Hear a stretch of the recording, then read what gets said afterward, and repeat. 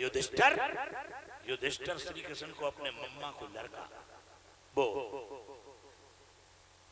श्री कृष्ण को, हाँ हाँ हम सही बोल रहे हैं, धर्मराज युधिष्ठिर श्री कृष्ण को अपने मामा का लड़का मानते थे, मामा का लड़का, क्योंकि मामा के लड़का वो थे, युधिष्ठिर बुआ के लड़का है, वे मम्मा के लड़का थे, तो वे मम्मा को लड़का मानते, छोटो मानते श्री कृष्ण आते छोटे, जबकि अर्जुन से भी छोटे थे, श्री कृष्ण अर्जुन से भी छोटे थे, भीम से भी छोटे थे और युधिष्ठिर से भी छोटे थे। ये छोटा भाई मानते थे उसे भगवान नहीं माना, गुरु नहीं माना, इसलिए इन्होंने सारी रात ज्ञान सीखा लेकिन सीख नहीं पाए। तो जिसके प्रति ज्ञान सीख रहे हो, जिससे उसके प्रति श्रद्धा का भाव होना चाहिए, तभी तुम्हें ज्ञान प्राप्त होगा, तभी तुम्हें कथा प्राप्त होगी। पार्वती वो सती जी का अगस्त मुनि के प्रति श्रद्धा का भाव नहीं था, वो कथा नहीं सुन पाई। भोले बाबा ने कही ले जाइए पे जैसी की तैसी रही, भोले बाबा ने कहा चल चलते हैं, वहां से चल पड़े। रास्ते में आ रहे थे, रास्ते में एक लीला ऐसी भगवान ने दिखाई कि इधर रावण सीता का हरण कर ले गया और सीता की खोज में राम लक्ष्मण बिलख रहे थे। हे खग मृग हे मधुकर श्रेणी, हे खग मृग हे मधुकर श्रेणी।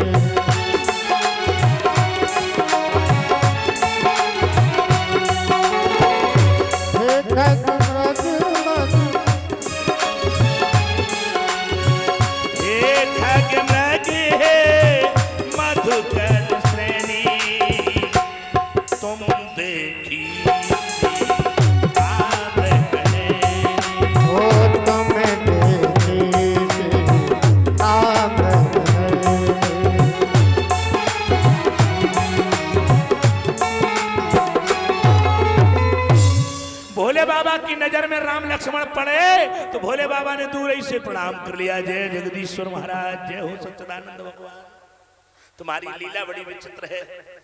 हम जब मैया की कोख में, तुम मैया की गोद में बैठे थे, तब हम तुम्हें देखने के लिए गए थे और तब मैंने आपका रूप देखा था तो क्या सुंदर रूप लग रहा था। और आज रो रहे हो, रोते हुए कैसे कोई अच्छा लगेगा? लगेगा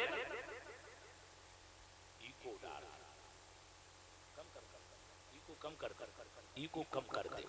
आज पहली बार पंडित जी ने कहा है कि ईगो कम कर दे, नहीं तो बढ़ाता ही रहा देते हैं।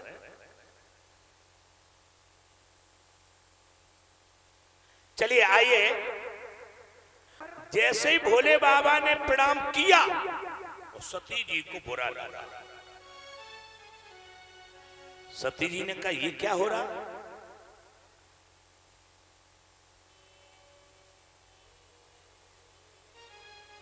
सती जी ने कहा हेलो, अरे देवन के देव महादेव मेरे स्वामी। सती जी क्या बोली? मेरो कम कर दो का, थोड़ी मेरी आवाज बढ़ा दो, थोड़ी आवाज। हेलो बस।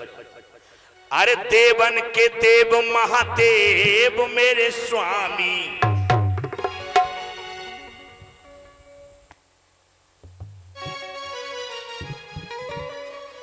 और इनको शीश नवाते हैं।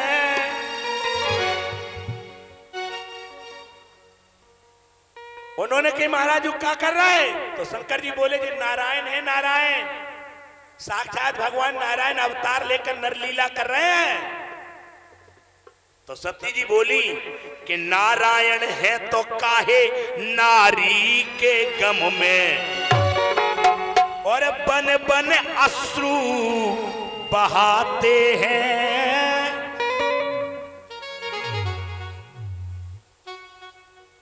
तो बोले तुम क्या चाहती हो? बोले हम ऐसे नहीं मानिए। सती ने कही हमें ऐसे नारायण नहीं मानिए।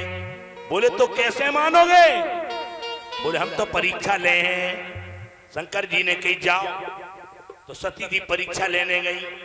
तो सती बनी सीता तो शिव जी भेद समझ जाते हैं। कि शक की मारी, कि शक की मारी वो दक्ष कुमारी, न शंका की परिणाम की। चाहे ऐसा कह लो, वो शक की मारी वो दक्ष कुमारी, न शंका की न परिणाम की। न तो शंका करी और न प्रणाम करी, और सती लेती है परीक्षा से।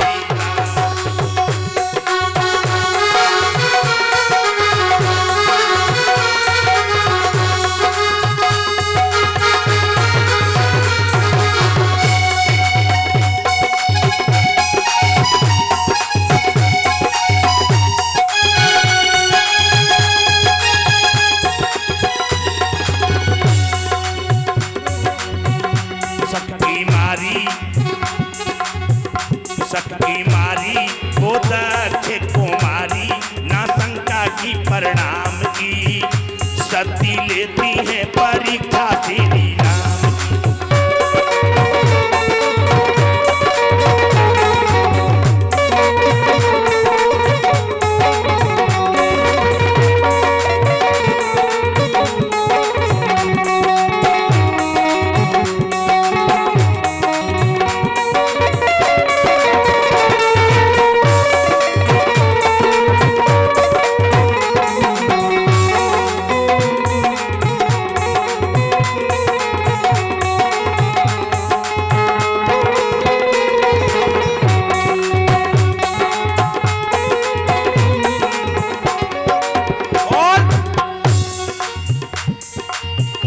सुनो बात हमारी, सुनो बात हमारी है 5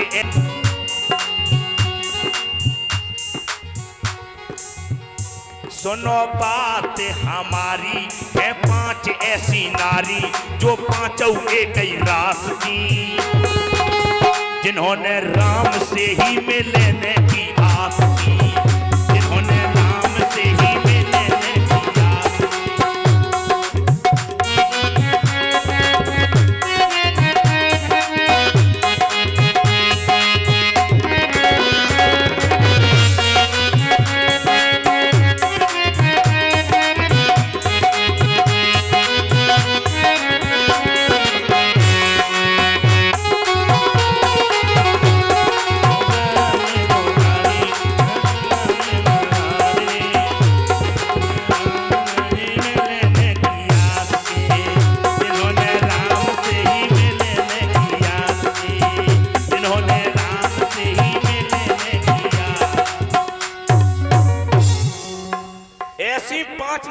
रामायण में हैं जो एक ही रास की है पांचों, जिनने केवल राम ही को पाओ, राम ही को चाहो, और कैसे कैसे चाहो। एक सीता रास कौन भाई? कुंभ। सीता की रास कर रही थी भगवान राम की, तुम सम पुरुष नमो सम नारी, यह संयोग विद रचा विचार। और एक है सती, जिनने परीक्षा से भगवान को प्राप्त किया, राम से मिलने की कोशिश करी, परीक्षा लेकर। सती की भी कुंभरास। फिर चौथे नंबर की है सबरी। सबरी ने प्रतीक्षा की है भगवान राम की, प्रतीक्षा से राम को पाया। और इसके बाद में फिर 5वें नंबर की है स्वयं प्रभा। स्वयं प्रभा जो हनुमान जी जब खोज करने के लिए गए थे ना, तब सब बानर एक गुफा में प्रवेश कर गए थे। उस गुफा में एक नारी तपस्या करती पाई गई, तो स्वयं प्रभा है जो भगवान को स्वेच्छा से प्राप्त कर रही है।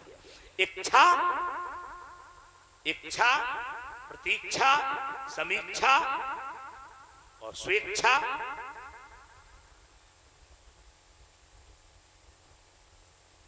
प्रतीक्षा, तो ऐसे पांचों ने पाया।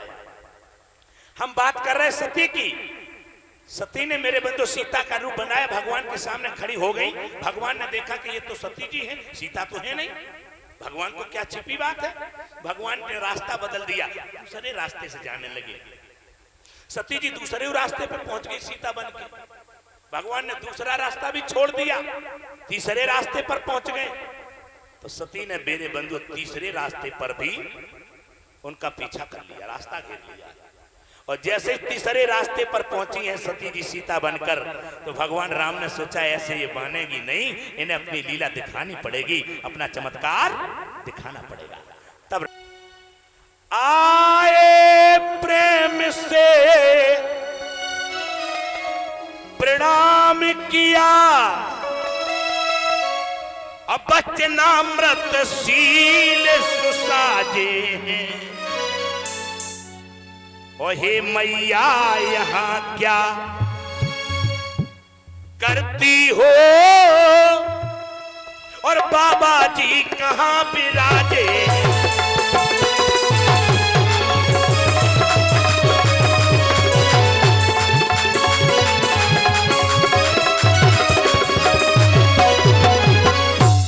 भगवान ने कहा हे माँ तुम यहाँ पर क्या कर रही अकेली, बाबा जी कहाँ हैं। सती ने कही ये मर गए, हमें यहाँ चोरी मेरी पकड़ गई। सुसती भागी भागी है, भाग न पाई है, और आगे देखे भगवान खड़े, जानकी खड़ी और सौमित्र खड़े, और सेवा में देव प्रधान।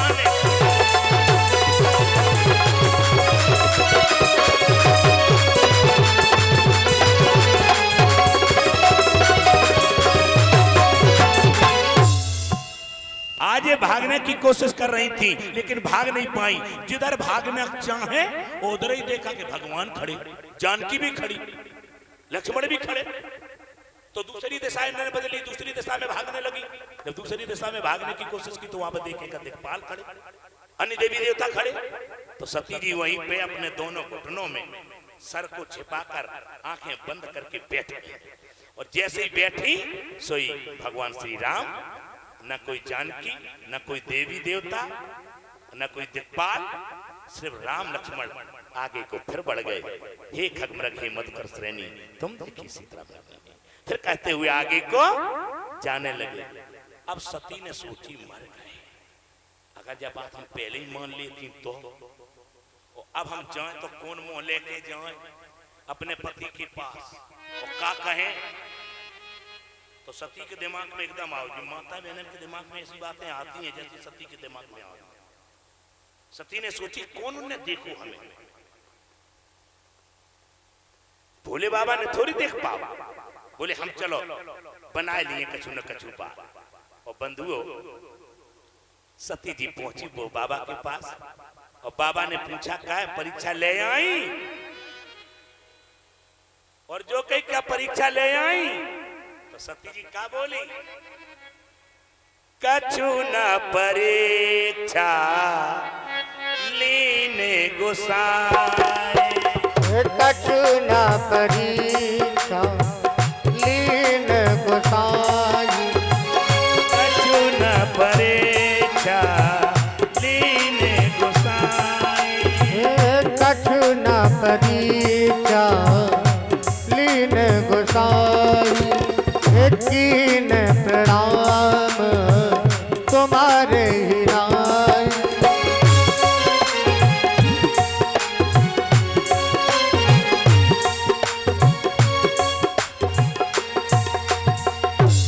कछु न परीक्षा लीन गोसाई, कीन प्रणाम तुम्हारे ही नाई। भोले बाबा ने कही है, भोले बाबा को विश्वास नहीं हुआ। भोले बाबा ने ध्यान लगाकर देखा तो सती ने जो जो किया था वो सब उनके आंखों के सामने आ गया। भोले बाबा समझ गए ओफो, जिस नारी का हम इतना बड़ा विश्वास करते हैं और वही नारी हमसे झूठ बोल रही है। एक तो मेरी बात नहीं मान रही है और मेरे सामने झूठ बोल रही है। सीता का रूप बनाया और फिर भी याद रखना मेरे बंधु, तो भोले बाबा ने सती से क्या कहा,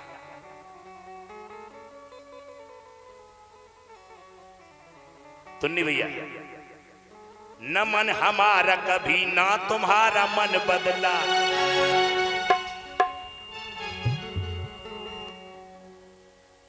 बाबूराम की कृति है। हमारे तुम्हारे साथ की बात है। बोले बाबा, बोले देवी, आज दिन तक न हमारा मन बदला और न तुम्हारा मन बदला। जो मेरा मन कहता था वही तुम्हारा मन कहता था। और वास्तव में सच्चे प्यार की निशानी यही है। अगर पत्नी में सच्चा प्यार है तो जो पति चाहता है वही पत्नी चाहती है। न मन हमारा कभी ना तुम्हारा मन बदला,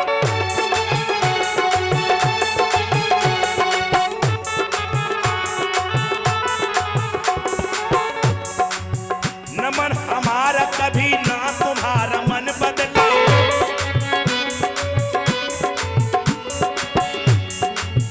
न मन हमारा कभी ना तुम्हारा मन बदला, नमन जो मैंने किया। बोले बाबा क्या कह रहे? नमन जो मैंने किया तो तुम्हारा मन बदला, नमन जो मैंने किया।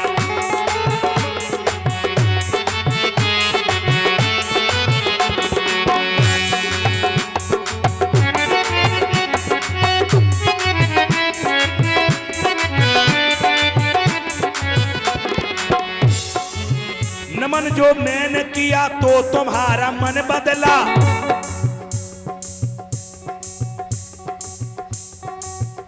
नमन जो मैंने किया तो तुम्हारा मन बदला।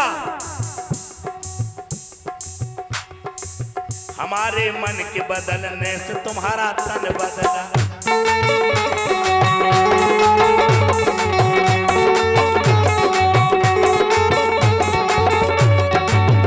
नमन था मेरा मगर फिर भी तुमने तन बदला। भोले बाबा कह रहे मेरा मन नहीं था तो तुमने तन बदल लिया, सीता का बना लिया।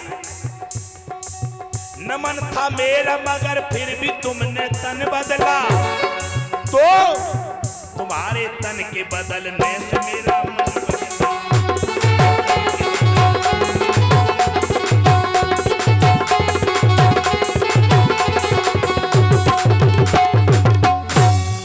याद रखना मेरे बंधुओं,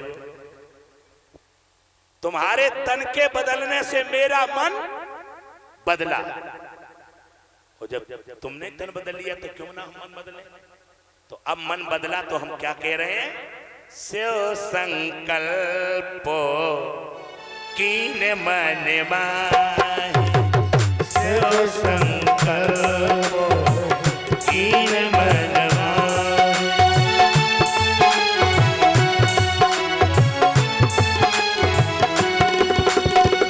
स्यो संकल्पो कीन मन माहि, शिव संकल्प कीन मन माहि। यह तन सती भेंट अबला, यह तन सती भेंट मोहि नाहि।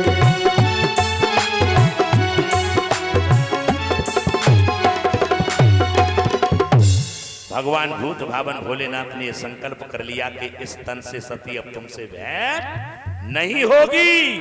देवताओं ने ये वाणी उनकी सुन ली। देवता लोग सराहना करने लगे, जय हो भोलेनाथ, जय हो।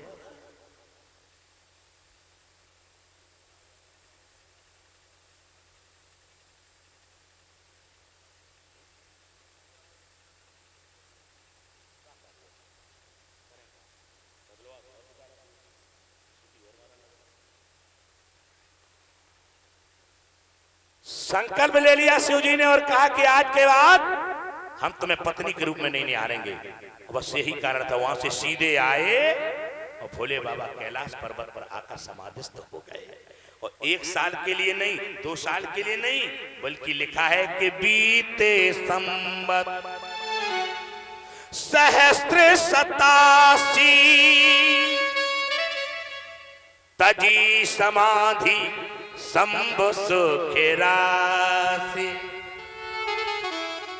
87,000 वर्ष तक अपनी पत्नी से संबंध नहीं रखा, बोले तक नहीं।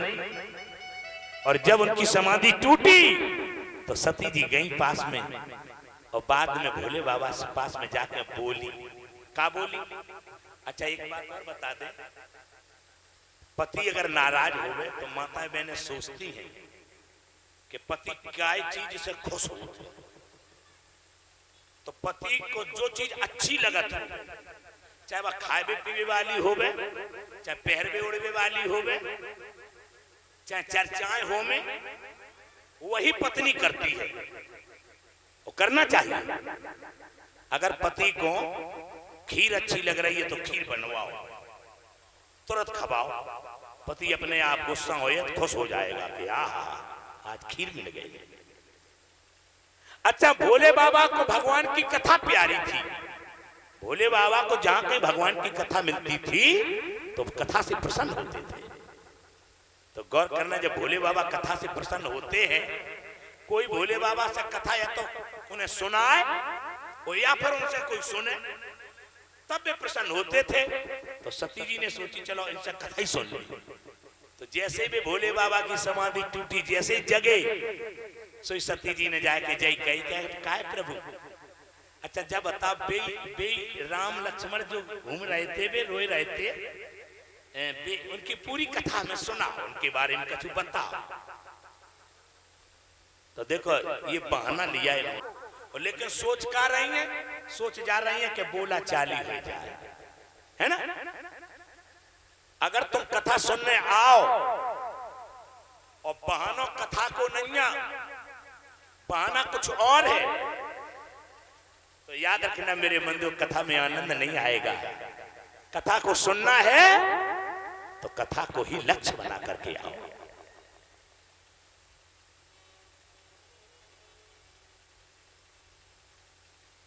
अरे दुनिया वाले क्या जाने,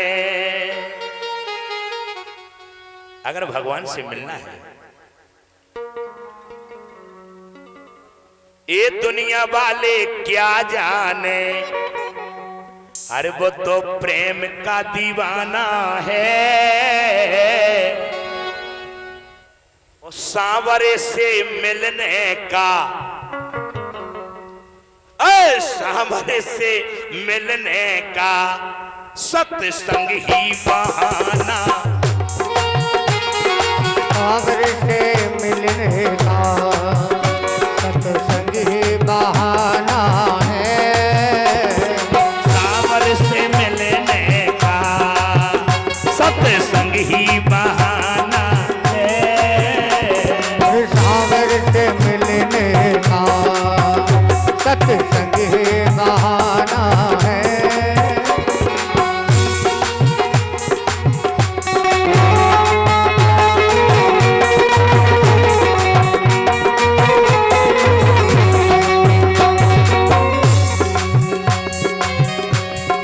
सांवरे से मिलने का सत्संग ही बहाना है, सांवरे से मिलने का सत्संग ही बहाना है। दुनिया वाले क्या जाने, ये दुनिया वाले क्या जाने, ये तो प्रेम का दीवाना है, ये दुनिया वाले क्या जाने, ये तो प्रेम का दीवाना है।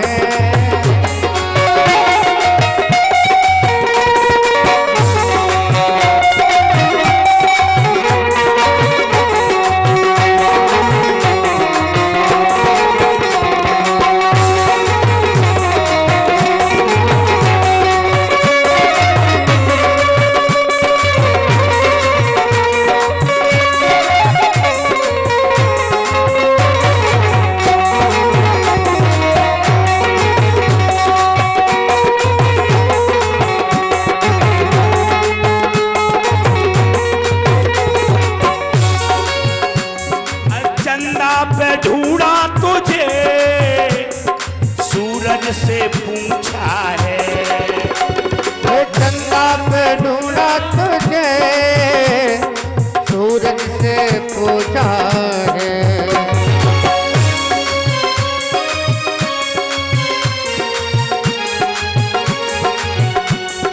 चंदा पे ढूंढा तुझे सूरज से पूछा है, सांवरे के मिलने का, मेरे सामर से मिलने का तारों में ठिकाना है।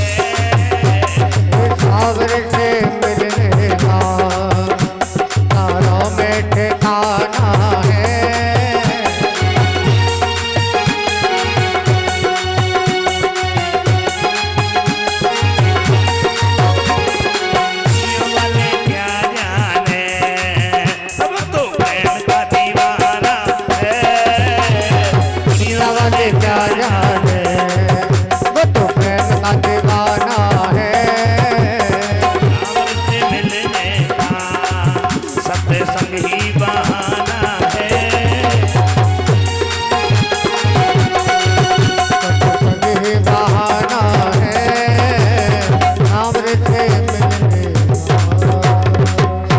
बोलवा के बिहारी लाल की। आज सती जी ने भी कथा को सती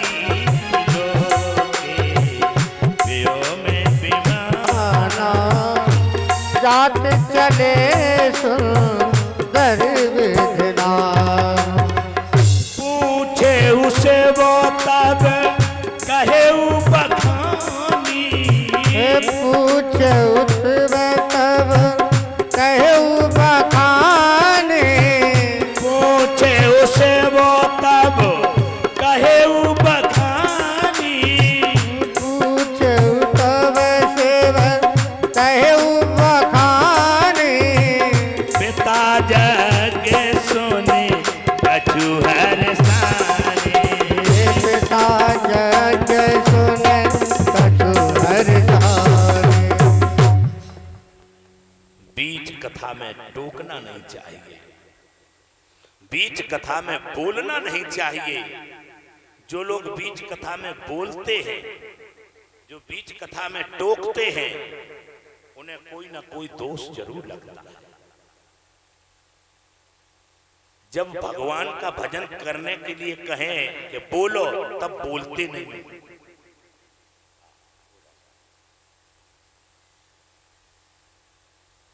का तुमने पर्चा में क्यों देख लो का?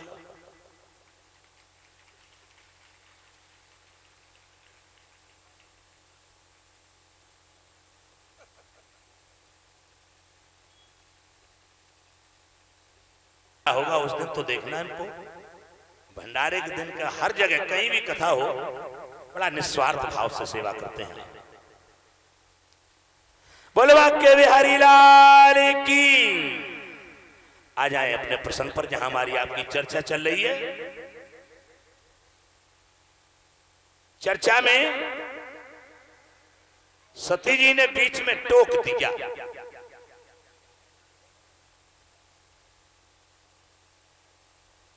सती जी ने बीच में टोक दिया। टोकना बहुत गलत है, बीच कथा में टोका नहीं जाता। कोई शंका अगर हो जाए तो व्यास जी मंच से नीचे उतर आए, तब उनसे पूछ लो। समझ में आया? लेकिन चलते हुए कथा में कभी टोकना नहीं चाहिए, क्योंकि एकदम से लाइन कट जाती है। और कट गई लाइन, ऐसी कटी तो शंकर जी सती जी को बताने लगे कि तुम्हें पता नहीं है क्या हो रहा है। बोले क्या हो रहा है? तो भोले बाबा ने कही सती जी से,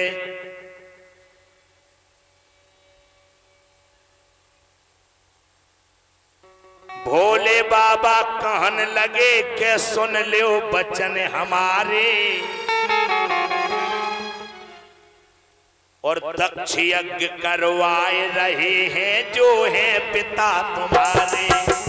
दक्ष यज्ञ करवाए रहे हैं जो है पिता तुम्हारे।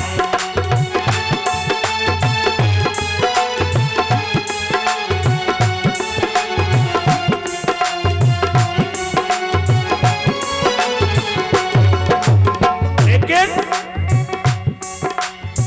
सती जी बोली, ये विमान जो जा रहे हैं क्या वहीं जा रहे हैं? अरे सुंदर सुंदर मुखियन के मुख लख हर्षाए रहे हैं, और प्राणनाथ बतलाओ देवता कहाँ को जाए रहे।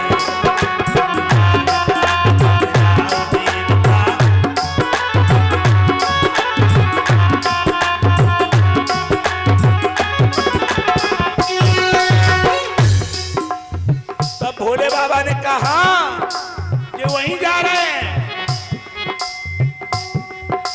लेकिन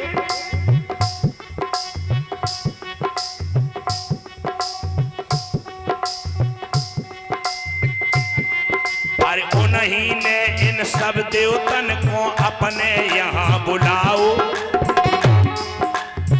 उन्हीं दक्ष ने, तुम्हारे पिताजी ने, उन्हीं दक्ष ने इन देवतन को अपने यहाँ बुलाओ और कहा बनो अपराध हमें तो न्योता उनाय पठाओ।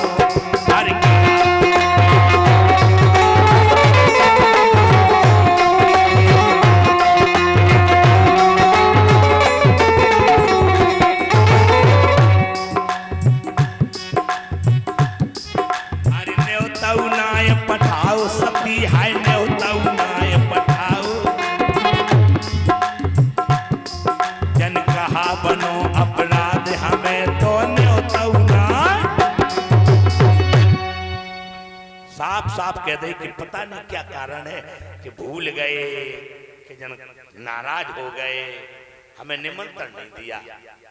तो सती जी बोली अरे तुम भी निमंत्रण के लिए बैठे हो, छोड़ो ससुराल है, और ससुराल तो अपना घर होता है। कहे भाई आप लोग बोलत काहे नहीं हो, केवल तुन्नी भैया मुंह हलाए रहे हो, अदमापुर वाले कोई नहीं हलाए रहे। ससुराल घर होत के नहीं हो, है? नहीं हो। अच्छा एक बात बताएं,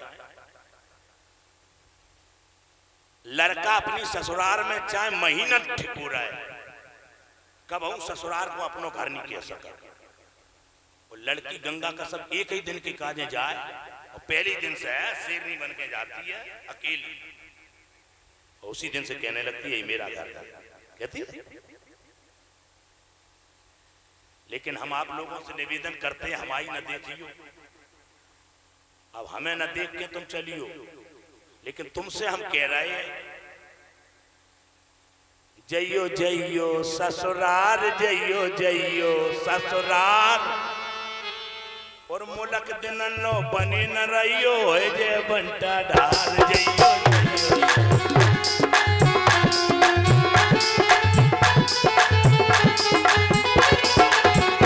जइयो जइयो रे ससुराल, जइयो जइयो रे ससुराल, और मुलक दिन नो बने न रहियो हो जय बंटा ढाल।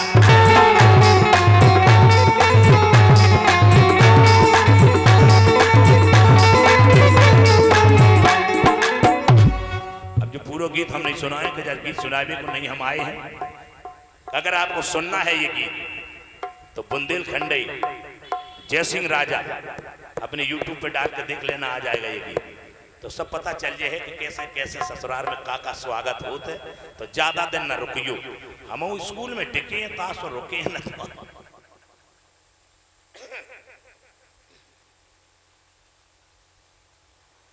शंकर जी ने कहा वहां नहीं जाना चाहिए जहां बिना कोई आमंत्रित न करे, कोई बुलूगा न देवे, तो बिना बुलाए ना जाना चाहिए। तो सती जी ने एक बात रखी, महाराज ऐसा तो नहीं है, धर्मशास्त्र में तो लेख मिला है, कथम सुताया पितृगेह कौतिकम निशम्य देहा सुरवर्य निंगते अनाहुता अभ्यभिहन्ति सौहृदम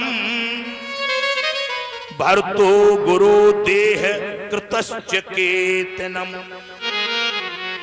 अनाहुता बिना बुलाए इन लोगों के यहाँ जाना चाहिए। किनके किनके यहाँ? बोले भर्तु गुरु देह कृतश्च केतनम। भर्तु माने पति के यहाँ, अपने स्वामी के यहाँ। गोस्वामी बाबा तुलसीदास भी अपनी रामायण में लिख रहे हैं, देह कृतश्च केतनम, जिससे देह प्राप्त हुई है, किससे? पिता से। तो पिता के घर में, भाई के यहाँ, और लिखा है भर्तु पति के यहाँ, और गुरु के यहाँ बिना बुलाए जाने में कोई दोष नहीं है। तो भोले बाबा बोले देवी तुम्हारी बात हमें पसंद है, हम मानत हैं। बोले यद्यपि मित्र प्रभु, यद्यपि मित्र प्रभु पिति गुरु के यद्यपि मित्र गुरु के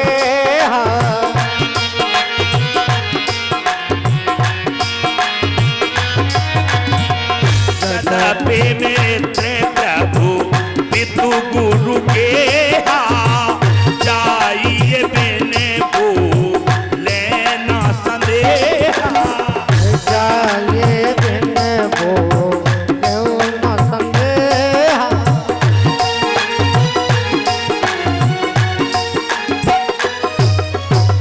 सदा पे विरोध, सदा पे विरोध मानेगा कोई, सदा पे विरोध माने नहीं कोई।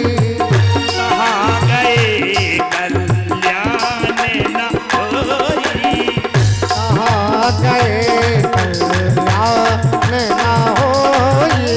कहाँ गए कल्याण न होई। हम मानते हैं तुम्हारी सारी बातें। मेरे पिता घर यज्ञ हो रहा, मैं तो जाऊंगी, और मैं तो जाऊंगी रामदई, मैं तो जाऊंगा रामदई। रामदई जाना तो ये बुंदेलखंडी कसम है। रामदई बोले भगवान कसम, राम कसम हम मानिए नहीं, हम तो जी। हमारी माता बहन की आदत है पहले से, अगर तुम इन्हें काऊ काम को रोको तो कहो जो पहले कहा हम भगवान कसम नहीं मान। हाँ हाँ हाँ।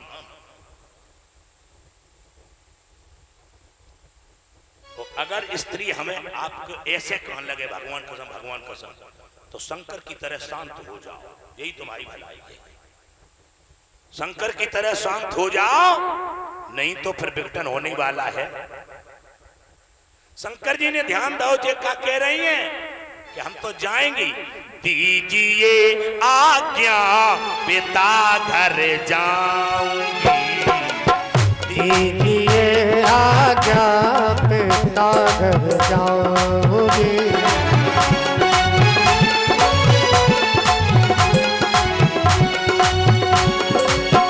यज्ञ होते ही मैं वापस, यज्ञ होते ही मैं वापस आऊंगी। दीजिए आज्ञा पिता घर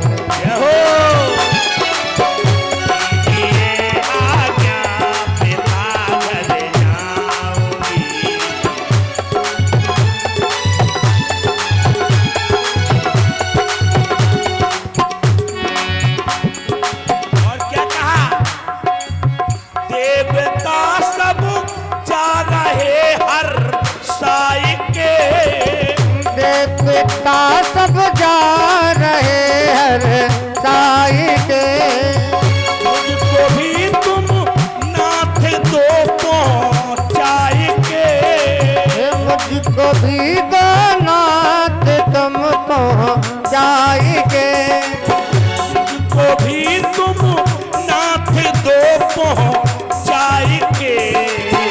यज्ञ का प्रसाद, यज्ञ का प्रसाद लेकर आऊंगी, यज्ञ का प्रसाद लेके आऊंगी। दीजिए आज्ञा पिता घर जाऊंगी।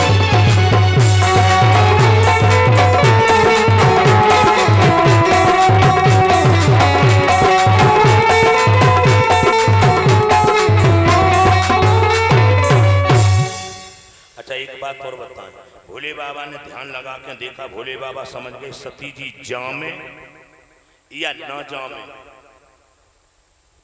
इनकी मौत आई गई। अगर ये यहां रुक गई तो इन्हें मरना है, वो चली गई तो वहां मरना है। अच्छा अगर तुम्हें पता चल जाए कि मेरी पत्नी मरने वाली है, तो तुम क्या सोचियो? यही सोचो कि भैया जब बलाए कटे अपने मायके में जाए हुई मरे तो ज्यादा अच्छो कहूं। दहेज एक्ट न लग जाए। याद रखना मेरे बंधुओं, आज सुनो तो भोले बाबा ने, दादा सुनिए सुनिए, भोले बाबा के विचार क्या है। भोले बाबा ने सोचा कि इनको जाने, इनके सर पर मौत मंडरा रही है, अब इन्हें जाने दो। उन्हें रोका नहीं। काई रोका? उसका कारण है, भोले बाबा ने ये सोचा कि इनकी मौत दोनों तरफ है। अगर ये यहां रुक रही है तो यहां मरेगी, और वहां अगर गई तो वहां मरेगी। लेकिन यहां अगर मरती है तो अपने पिता को याद करके मरेंगी, और वहां मरेंगी तो मुझे याद करके मरेंगी। अगर ये अपने पिता को याद करके मरी तो अगले जन्म में ये अपने पिता को तो मिल जाएगी, पर हमें नहीं मिल पाएंगी। वो अगर वहां मरी तो वहां मुझे याद करके मरेंगी, और मुझे याद करके मरेंगी तो मरने वाला जिसको याद करता है, अंतिम अति सगति के अनुसार अंत काले चिमामी स्मरण मुक्त्वा कलेवरम गीता में भगवान कहते हैं, जो मुझे याद करके मरता है वो मुझे प्राप्त होता है, या जो जिसे याद करके मरता है वो उसे प्राप्त होता है। तो भोले बाबा ने सोचा कि काश ये मुझे याद कर लें तो मुझे अगले जन्म में फिर मिल जाएगी। भोले बाबा अपनी पत्नी को तुमसे ज्यादा चाहते थे दादा, तो तुम कह रहे कि हम नहीं चाहेंगे अपनी पत्नी को। भोले बाबा का चाहना है, यहाँ पर प्यार है भोले बाबा का। भोले बाबा ये सोच रहे हैं कहीं ऐसा ना हो कि सती हमसे बिछुड़ ना जाए, इसलिए उन्होंने कहा इसे जाने दो। वहां जाएगी तो मुझे याद करके मरेगी, और मुझे याद करके मरेगी तो अगले जन्म में मुझे फिर मिलेगी। बोल वृंदावन बिहारी लाल की। भाव ये था। लेकिन आज का भाव हम तुम्हें बता रहे हैं। आज अगर काऊ के घर में कोई लिबुआ आ जाए और तुम ना भेजो अपनी पत्नी को, तो पता है अगर तुमने जबरदस्ती ना भेजा तो आजकल की माताओं बहनों का मेरे में जो दिमाग काम करता है, ये तो डाई पी लेंगे, या कुआं में गिर गए, या फांसी लग गई। हमें भेजा क्यों नहीं, हमें मायके का नहीं जानता। अगर तुम्हारा पति तुम्हें रोक रहा है तो कुछ ना कुछ सोचकर तो रोक रहा होगा, तुमने ये कभी नहीं विचार किया। लेकिन अगर ऐसा करना ही है तुम्हें तो हम तुमसे निवेदन करते हैं सबसे, तुम ये काम न करना, हम तुम्हें बताएं जा सो काम कर। एक गांव में एक बहू के लिबुआ आ रही थी, गौर करना। बाने पहले का काम करो कि बाय जो लगत तो भात। भात जाना तो आप अपने क्षेत्र की भाषा है, चावल को भात कहते हैं। हमारे कन्हैया को बहुत पसंद था दही भात। तो गौर करना मेरे बंधुओं, तो वो बहू जो रहे उसके यहाँ पर धान ना होते थे। वाको ससुर का काम करे, एक कुंतल धान ले लेवे, और पहले माटी के कुठला बनते दादा बनते थे। अब तो खैर सबके घरे चद्दर के आ गए, पहले माटी के होते करे, मट्टी के। और कुठला के नीचे जो है एक छेद हो, माताएं बहनें बनाती थी। तो वह छेद को क्या काटते, आनो, और बाकी ऊपर एक मट्टी को ढक्कन बनाओ जात तो धर दो जात तो ऊपर बहुत भारी सरकाए के निकाले जाते थे। तो बा ढक्कन को नाम कहा तो नहीं जाना, पेना। हाँ आवाज आई, ध्यान देना। तो बहू को ससुर जो है रोजाना चावल नहीं बनवाता, और जाके ये चावल नहीं हो, जाके यहाँ धान नहीं होते, वे रोज नहीं खाते धान, रोज भात नहीं खाते, रोज चावल नहीं खाते। और जिनके ये होते उनको नाश्ता का खिचड़ी से हो रोज। तो बहू को तो खिचड़ी अच्छी लगती, रोज धान अच्छा भात अच्छो लगता। तो बा अपने ससुर जब हार खेत चलो जाए, पति हार खेत चलो जाए, तब बा नीचे से कुठला को वो आनो खोले और धान निकाले और कूट के चावल अलग कर ले, भूसी पेना हटावे और भाई कुठला भूसी को पतो ही ना चले। धीरे धीरे रोज चावल बनाए खाती रही। एक दिन ये आया कि पूरे धान खब गए, भूसी लेकर भाजी एक बार, और जैसे भूसी निकली आने में से बहू समझ गई कि पूरे धान खब गए। और ससुर जरूर कहेगा कि घर में केवल बहू रही, बहू के अलावा कौने खाए, तो हम काऊ ना काऊ दिन पकड़ीजे हैं। सो बहू ने भैया क्या करो कि बाई रात में तंबाकू कारोंचा लपेटो अपने मुंह पे और कारोंचा चुपर के मुंह पे, आज काली साड़ी पहन के और रात में बुढ़ी परतते द्वारे चारपाई पे, सो काली देवी बनकर आई और बुढ़े की चारपाई में लात मारी, बोली ए बुढ़े। सो बुढ़े ने जो काली को रूप देखो तो बुढ़े घबरा गए, कांपने लगे, महाराज हे महारानी बताओ क्या बात है। बोले बोल, तो खाए कि तेरे लड़का को खाए, कि तेरी बहू खाए, कि तेरे भैंसा खाए, कि तेरी कुठलावर धान खाए, बोल। लड़का डुकरा ने सोची कि बहू लड़का भैंसा खब गए तो सब बेकार, कुठला भार धान और खबजे तो फिर ले ले। सुबह ने की महारानी कुठला भर धान खाए ले। तो बहू बोली है वो मस्त वैसा ही होगा। और इतनो कह बहू गई भीतर, माने साबुन पूरो गिटार हो नहाए धोए के चुप पर रही। सवेरो जैसो ही भाव सब डोकर आए, बोले बहू बेटा देखो तो सही, देखो तो सही कुठला में, जो कुठला में देखो तो घुसी घुसी ने करी, और जो वह घुसी ने करी तो बोले आए दद्दा बे तो सोचो खाए गई। तो दद्दा को पूरा विश्वास होगा कि रात में काली देवी ही आई। और होनहार की बात 22 दिन बाद को भैया आ गए लेवाए बेको। तो भैया ने दद्दा से पूछी दादा हम जीजी को लेवान आए। बोले नहीं नहीं अब जीजी आए नहीं जाए, फिर चेत को काम आएगा, ज्यादा काम पड़ेगा, हम नहीं। जीजा से गए, जीजा बोले दादा ने कहा कहीं, बोले वे मना कर रहे, बोले तो हम मना कर रहे, हम नहीं भेजते। सो भैया ने उठाओ झोला और चलो। तो बहन बोली भैया का लेवान नहीं आए, बोले लेवान तो आए थे लेकिन दादा मने कर रहे, जीजू मने कर रहे। तो जीजी बोली भैया तुम चुप, भैया आज रात रुक जाओ, कल हम तुम्हारे संग में चले। बोले वैसे ही चले जब दादा मना कर रहे।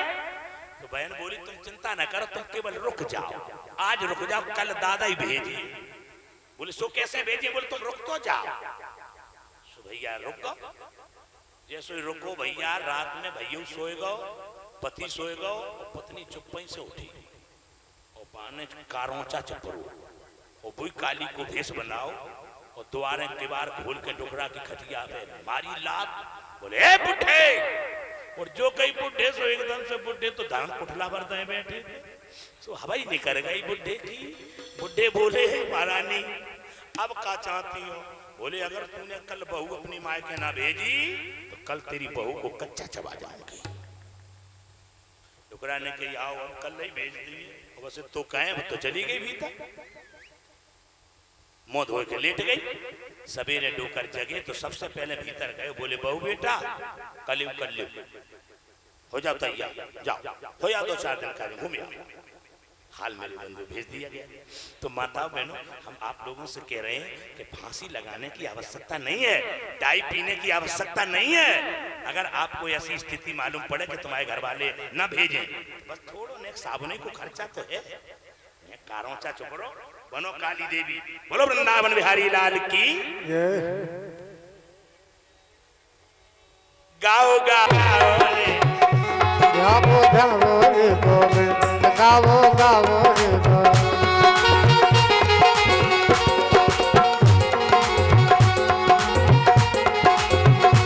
गाओ गाओ रे गोविंद, ध्याओ ध्याओ रे गोविंद, गाओ गाओ रे गोविंद, ध्याओ ध्याओ रे गोविंद। आओ आओ परमानंद, आओ आओ सच्चिदानंद, आओ आओ परमानंद, आओ आओ परमानंद।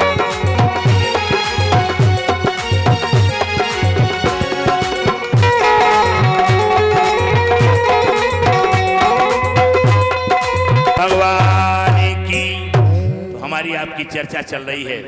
सती जी को भोले बाबा ने नहीं रोका, लेकिन भोले बाबा ने देखा जरूर है।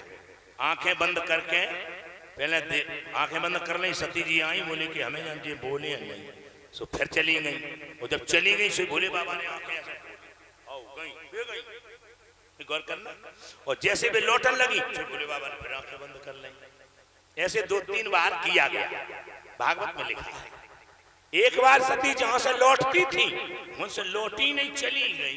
भोले बाबा समझ गए अब जी नहीं है, सोई भोले बाबा ने उनके कपड़ा लत्ता सब समेटे, सिंगारदानी समेटी। सती जी एक गेंद से खेलती थी, वह गेंद भी एक झोला में भरकर थैला में, और 2 चेला बुलाए कि बोले जाओ इन्हें स्टेशन तक छोड़ो। वे बोले महाराज स्टेशन तक का, घर ही तक छोड़े हैं।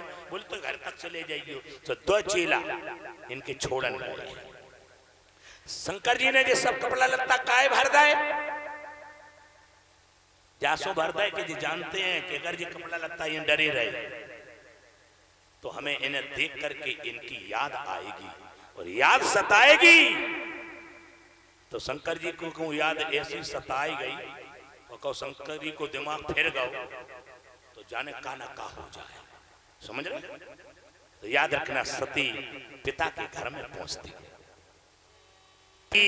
भवानी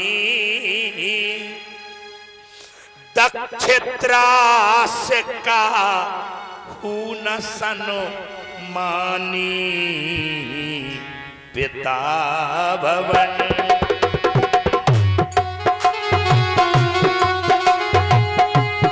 दक्षित्रास का न सनो पिता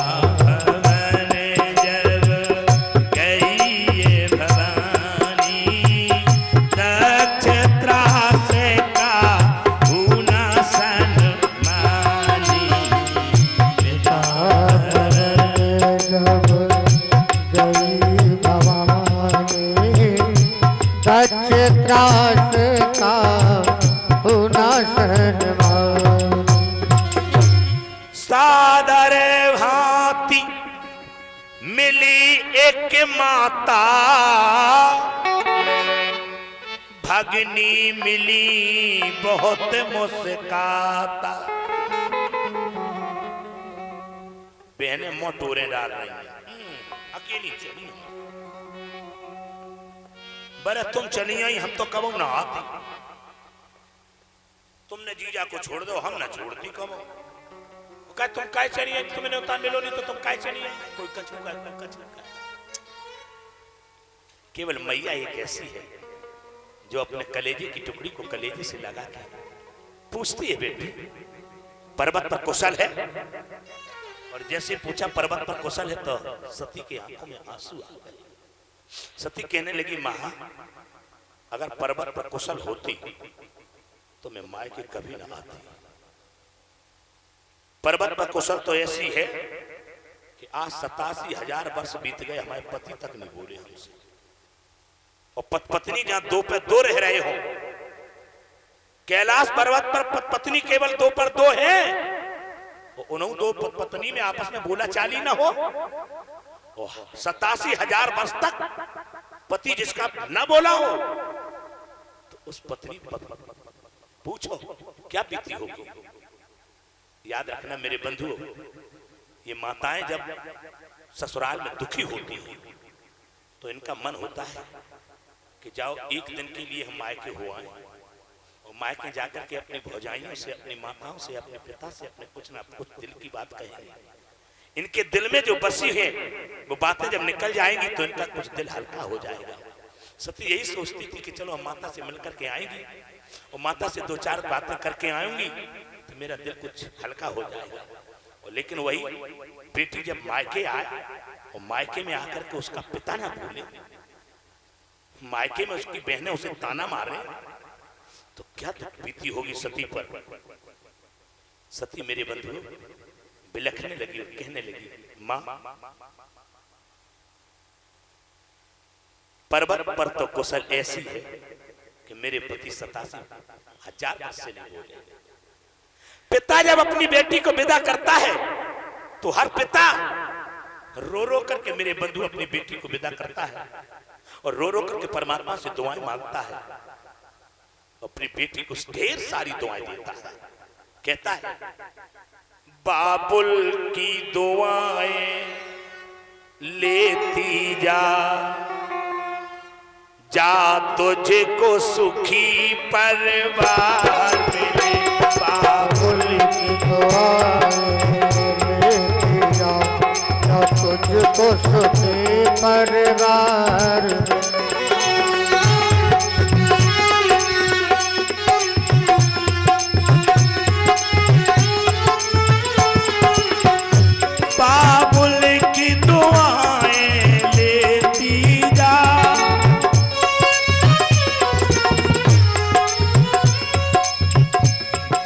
तुझको सुखी परिवार मिले, जा तुझको सुखी परिवार मिले। मायके की कभी ना याद आए, मायके की कभी ना याद आए, ससुराल में इतना प्यार मिले।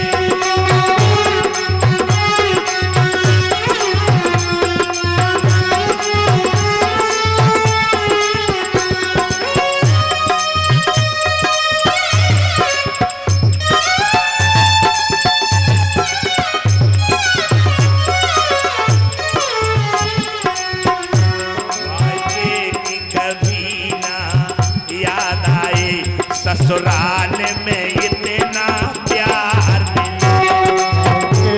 कभी ना याद आए, ससुराल में इतना प्यार मिले। सुखदेव जी महाराज कहते हैं, परीक्षित, उन्होंने रोका था पर मैं ही नहीं मानी। सती की मां के मुख से तुरंत निकल गया, बेटी अब तेरी कुशल नहीं है। जो बेटी अपने पति की बात ना माने उसे कभी भी सुख मिलने वाला ही नहीं है। तो माताओं बहनों, आप लोगों से निवेदन है कि आप भी अपने पति से कभी झूठ मत बोलना। अगर बोलती हो तो बताओ, हम अभी तुम्हारा इलाज कर दें। बताओ, उठाओ हाथ उठाओ, कितनी माता मैंने ऐसी हैं जो अपने पति से झूठ बोलती हैं? बताओ। गजब हो गया, अदमापुर जाके मानी सुधर गया है? कहीं ऐसा तो नहीं कि बताए ना रही हूं मैं। अच्छा आप लोग बताओ, अदमापुर वाले से पूछ रहा है, आप लोग बताओ, चाहे ईमानदारी से बताना, किसकी पत्नी झूठ बोलती है? जिसकी पत्नी झूठ बोलती हो हाथ उठाओ, उठाओ उठाओ। पत्नी व्रता हो तो ऐसे काऊ ने हाथ ना उठाओ। लेकिन एक बात बताएं, तुम भले ही ना उठाओ, हमें पता है एक सच नहीं बोलती हुए, सब झूठ बोलती हुए। जब सती जैसी मैया पति से झूठ बोले बिना नहीं रह सकी, तो ये कौन खेत की मूली है? ये पति तो पति, ये पति से तलक झूठ नहीं बोलती, बल्कि ये देवी देवताओं से तलक झूठ बोलती है। देवी देवतन के सामने जाइए और कहिए सोने को गड़गा गंगा जल पानी, और जब खिलाए स्टील को लोटा है? क्या देवी पागल है क्या? कि देवी अंधी है? कि देवी को दिखाई नहीं रहा हो? देवी सब जाना था कि स्टील को लोटा नहीं, फिरती हो कहती सोने को गड़गा। पल्लव हैंडपंप से पानी का गंगा जल पानी, सीधी कह दो जाए कि आराम से कि हैंडपंप को पानी है, पीने हो तो पी ले।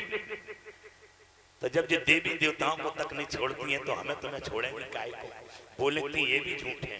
लेकिन माताओं, मैं निवेदन करना चाहता हूँ, झूठ ना बोलना।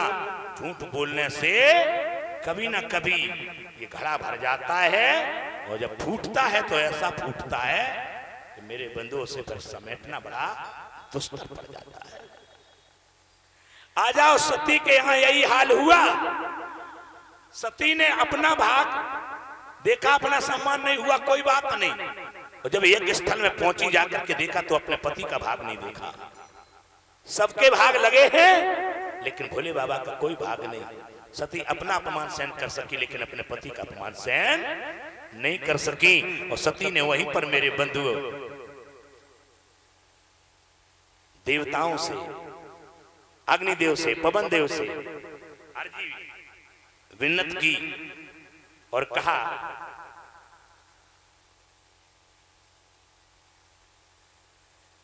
कि दिग्गजो दिशाओ मही देवो,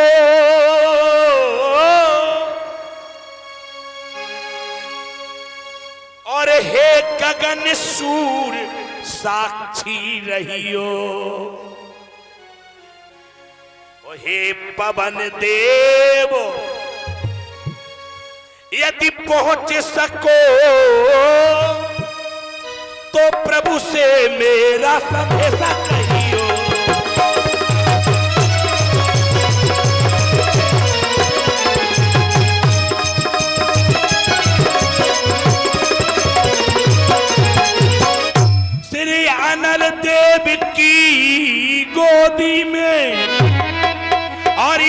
सती सत्य पर जाती है और बाप के कुटिल अन्यों पर और बेटी बलिदान चढ़ाती है।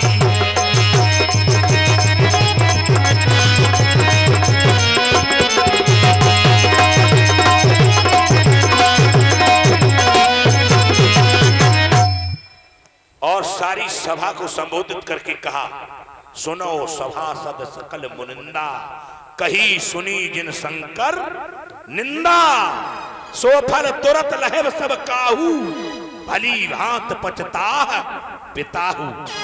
असे कहे योग अगन तनु जारा, ओ भाया वो सकल मख हाहाकार। इतना कहकर के क्रोध अग्नि अपने शरीर में प्रकट करती हैं सती महारानी और अपने क्रोध अग्नि से अपने शरीर को जला के राख कर दिया। और जैसे सती जी का निधन हुआ और ये समाचार जब भोले बाबा को पता चला, समाचार शंकर जब पाए तो वीरभद्र कर कोप पठाए। एकदम से भोलेनाथ ने अपनी जटाएं खोली और जटा खोल करके एक जटा उखाड़ करके पृथ्वी पर मारी। तो जहां पर पृथ्वी पर जटा लगी वहीं से एक वीरभद्र नाम का गण पैदा हो गया। महाराज हमें क्यों पैदा किया?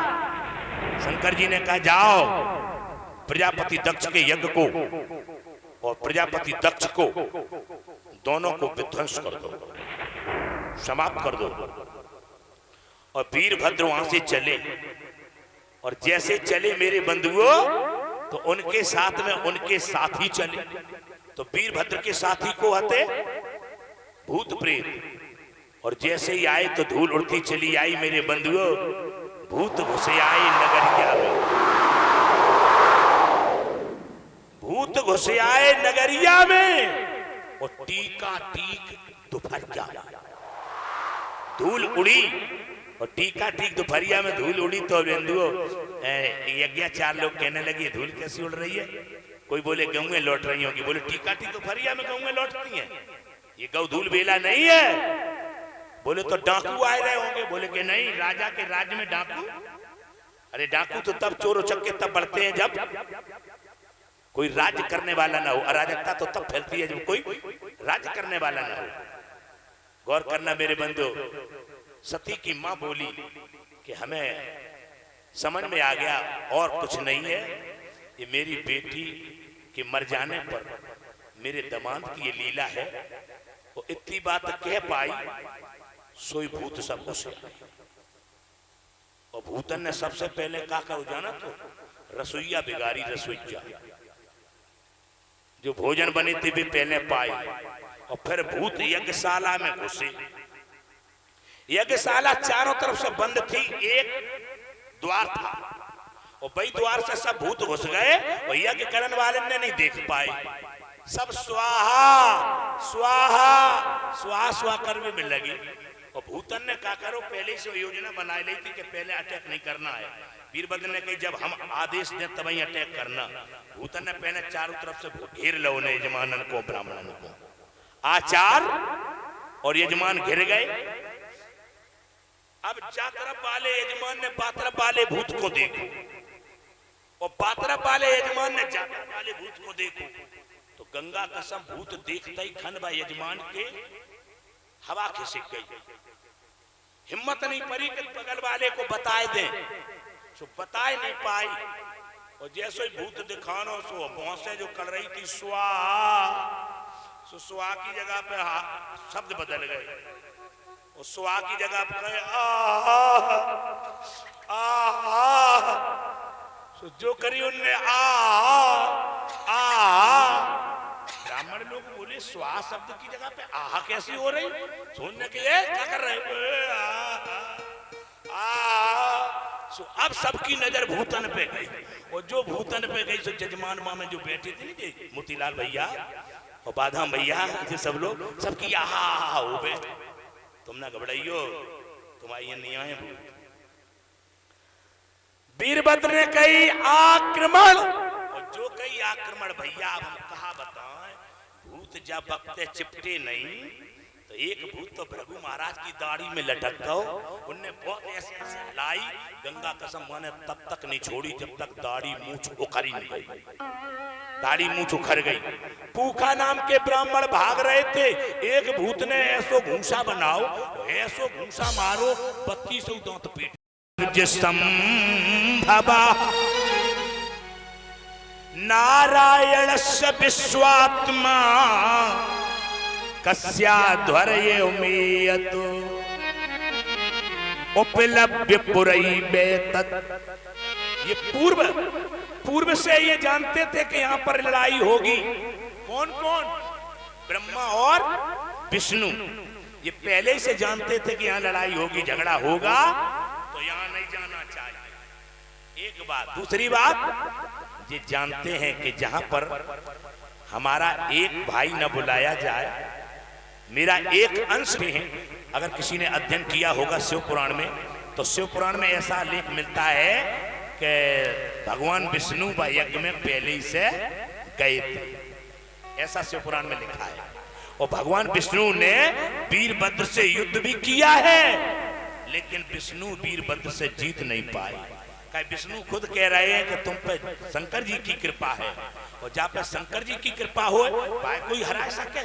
बोले हम नहीं तुम्हें हराए पे, लेकिन लड़ेंगे जरूर तुमसे। काहे कि हम अपने यज्ञ में आए हैं भैया, हम तो दक्ष की तरफ से हैं। तो वहां पर शिव पुराण में ऐसा लिखा है, लेकिन भागवत में लिखा है कि पहले ही से वे नहीं गए। तो हम तो भागवत कह रहे हैं, शिव पुराण नहीं बांच रहे, भागवत की बात मानेंगे। भागवत में भगवान विष्णु पहले से ही नहीं गए थे, ब्रह्मा जी भी नहीं गए थे। जब इन्होंने जाकर के, ब्राह्मणों ने जाकर के विनती की, तब ब्रह्मा बोले तो चलो हमारे साथ में शंकर जी के पास। ब्राह्मण बोले हमारी हिम्मत नहीं पड़ रही, तुम आगे आगे चलो शंकर जी के पास। ब्रह्मा बोले ठीक। तब ब्रह्मा जी ने जाकर के शंकर जी के पास जाकर उनसे संवेदन भरे शब्द कहे। संवेदन भरे शब्द, संवेदन भरे शब्द जानते हो आप लोग? कि काऊ के यहाँ कोई गमी हो जाए, कोई मौत हो जाए, तो बाकी द्वारे जाओ अच्छे दिन जाओ और बैठिया उठियाओ करो, बाकी बारे में पूछो कि कैसे बीमार होते, कैसे मर गए, का हो गो, अचानक का हो गो, अटैक पर गो, का हो, अरे राम राम, अरे राम राम, ऐसी बातें करी जाती हैं।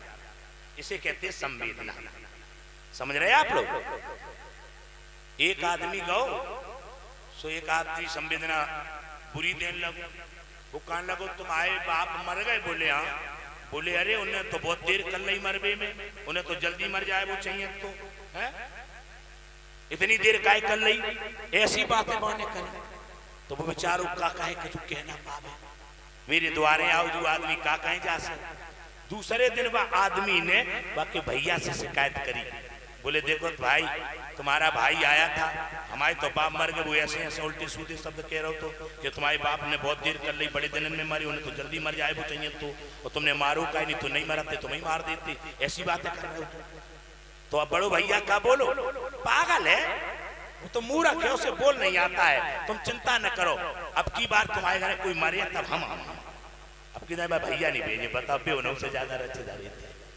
तो याद रखना मेरे बंधुओं, संवेदना देने के लिए कुछ ज्ञान होना चाहिए, कुछ बुद्धि होनी चाहिए कि कहाँ हमें कैसी बात करनी है, किसके यहाँ पर कैसी बात करनी है।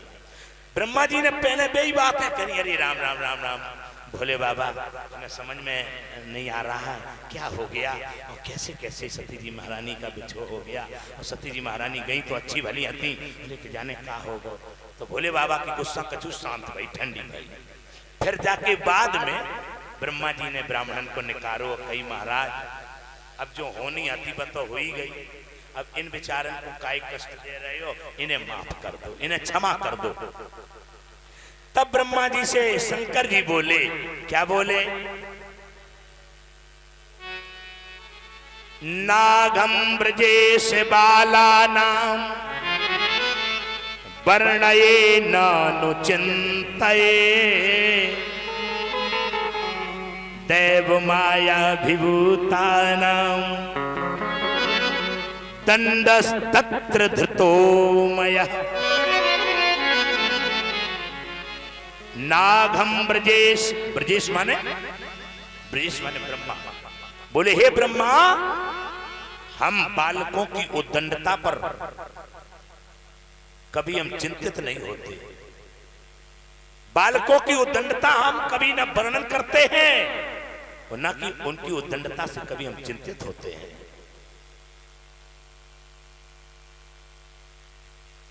याद रखना, इतना जरूर है, देव माया विभूता ना। देव, देव माने भविष्य। बोले भविष्य के लिए हम थोड़ा बहुत दंड जरूर देते हैं, दंड। और वास्तव में इस शास्त्र का नियम कहता है, अगर बच्चे उद्दंड हैं तो चिंता ना करो। अबे भी लड़का है, लड़का उदम नहीं करे तो कपूर खाका नहीं है? अगर बच्चे उद्दंड हैं तो चिंतित नहीं होना है, वर्णन नहीं करना है। हमने देखा बहुत फलाने को लड़का है, फलाने को लड़का। अरे का तुम्हारे लड़का आते था, तुम्हारे लड़का जब नहीं उदम करते का, और जब तुम लड़का आते का तुम नहीं करते थे। ईमानदारी से जब तुम बालक थे, याद करो बालापन की बात है। लेकिन शंकर जी कहते हैं कि कभी चिंतित नहीं होना चाहिए, कभी वर्णन नहीं करना चाहिए, लेकिन बच्चों को सीख देने के लिए, समझाने के लिए थोड़ा बहुत दंडित जरूर करो। 400 थोड़ा बहुत दंड दो ताकि वो भविष्य में ऐसी गलती ना करे। बोलो वृंदावन बिहारी लाल की। ये शास्त्र कहता, वही शास्त्र की वाणी शंकर जी ने ब्रह्मा जी को सुनाई। तो ब्रह्मा जी बोले महाराज तो यज्ञ तो सफल करवाओ। शंकर जी ने कही जाओ, अब तुम मेरी शरण में आए हो तो यज्ञ तुम्हारा सफल होगा। बोले महाराज आप तो चलो। बोले हम तो नहीं चलेंगे, मेरा तो निमंत्रण नहीं है। बोले निमंत्रण नहीं है? बोले कि ना। तो ब्रह्मा जी बोले तुमने हमारे बेटा को अभी माफ नहीं किया। बोले नहीं नहीं, बेटा को माफ कर दिया, तुम्हें माफ कर दिया, तुम यज्ञ करो, लेकिन हम बिना बुलाए जाएंगे नहीं, क्योंकि हमारा अभी निमंत्रण नहीं है। तो ब्रह्मा जी ने कही बेटा ने निमंत्रण नहीं दिया, लेकिन हम तो दे रहे, हम आपको निमंत्रण दे रहे। बोले भाग बच्चों हो तब तो। बोले तो यज्ञ वेदी के आसपास जो साकल्या गिर जाएगा, या यज्ञ होने के बाद जो सामग्री बच जाएगी, उस पर आपका अधिकार, पूरा अधिकार आपका होगा। याद रखना मेरे बंधुओं। तब ब्रह्मा ने कहा मेरे भोले बाबा तुमको आना होगा। अब तो मेरे भोले बाबा तुमको आना होगा, डम डम डमरू बजाना। भोले बाबा तुमको आना होगा, डम डम डमरू बजाना।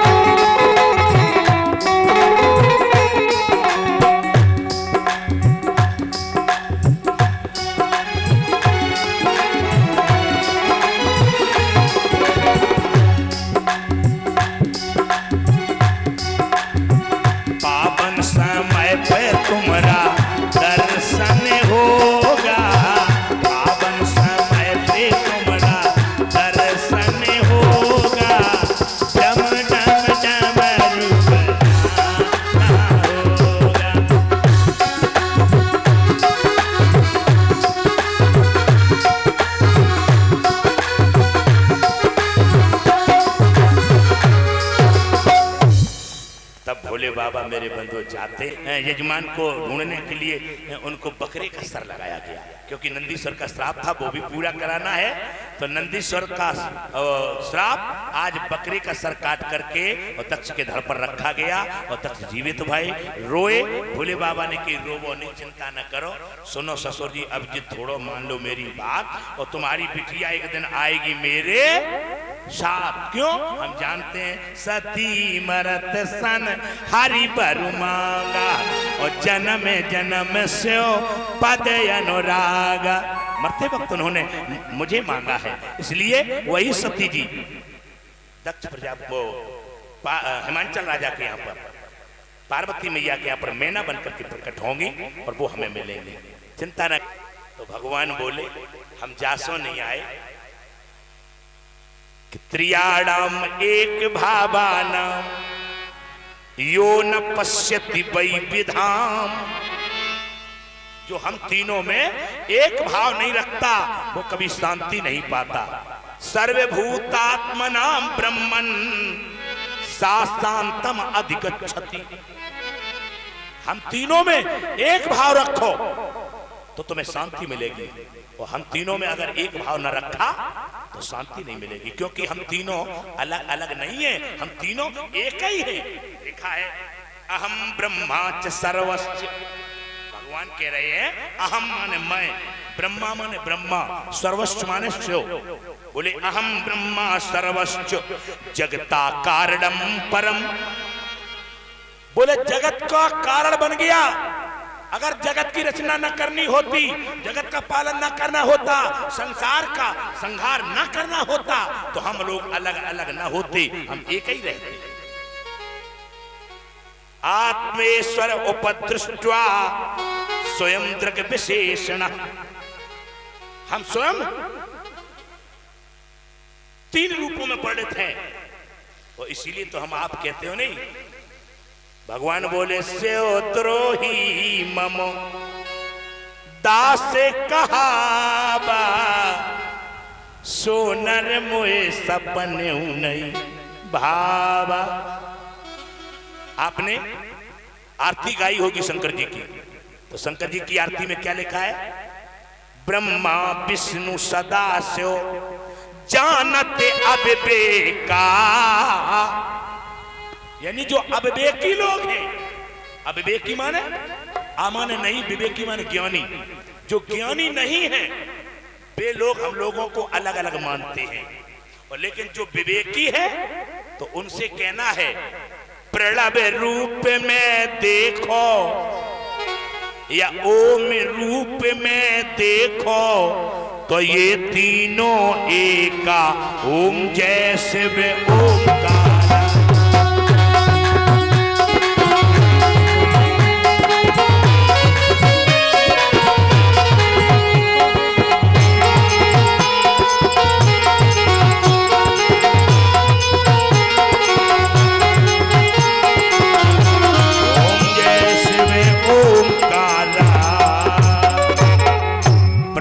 देखिए तो मेरे बंधु तीनों एक हैं, अलग अलग नहीं है। इस प्रकार से शंकर जी के द्वारा यज्ञ सफल होता है, प्रसाद मिलता है, सब लोग अपने अपने घर को जाते हैं और शंकर जी का गुणानुवाद करते हुए चले जाते हैं। बोले भूत भावन भगवान भोलेनाथ की। सुखदेव जी महाराज कहते हैं परीक्षित, ये मैंने मनु महाराज की पुत्रियों का वंश वर्णन किया, अब तुमको हम मनु महाराज के पुत्रों का वंश वर्णन करते हैं संक्षिप्त में। कर दो आध घंटा दे रहे कि नहीं? बंद। चलो तो सजाओ आरती। ठीक, आरती सज रही है, तब तक हम अपनी वार्ता कर रहे हैं। प्रिय व्रतोत्तान पादौ सतरूपा पते सुतौ। हम इस कथा को विस्तृत नहीं करना चाहते हैं, क्योंकि आप लोगों ने ध्रुव चरित्र हर जगह सुना होगा और सभी लोग कथाएं जानते हैं, लेकिन हम ध्रुव चरित्र को आज थोड़ा सटीक में सुनाना चाहते हैं, अधिक नहीं। जब तक आरती सज रही तब तक मैं पूरा कर रहा हूं। अथाता कीर्तय बंसा पुण्य कीर्ते क्रूद वहा, ऐसा भागवत में लिखा है। मनु महाराज का वंश अथाह सागर की भांति है, जिसका कोई था नहीं है। हम शुरुआत की बात बता रहे हैं कि इनके दो बेटे हुए थे मनु के। कौन कौन? प्रियव्रतो तान पादौ सतिरूपा पते सुतौ वासुदेवस्य कलया रक्षायाम जगता स्थितौ।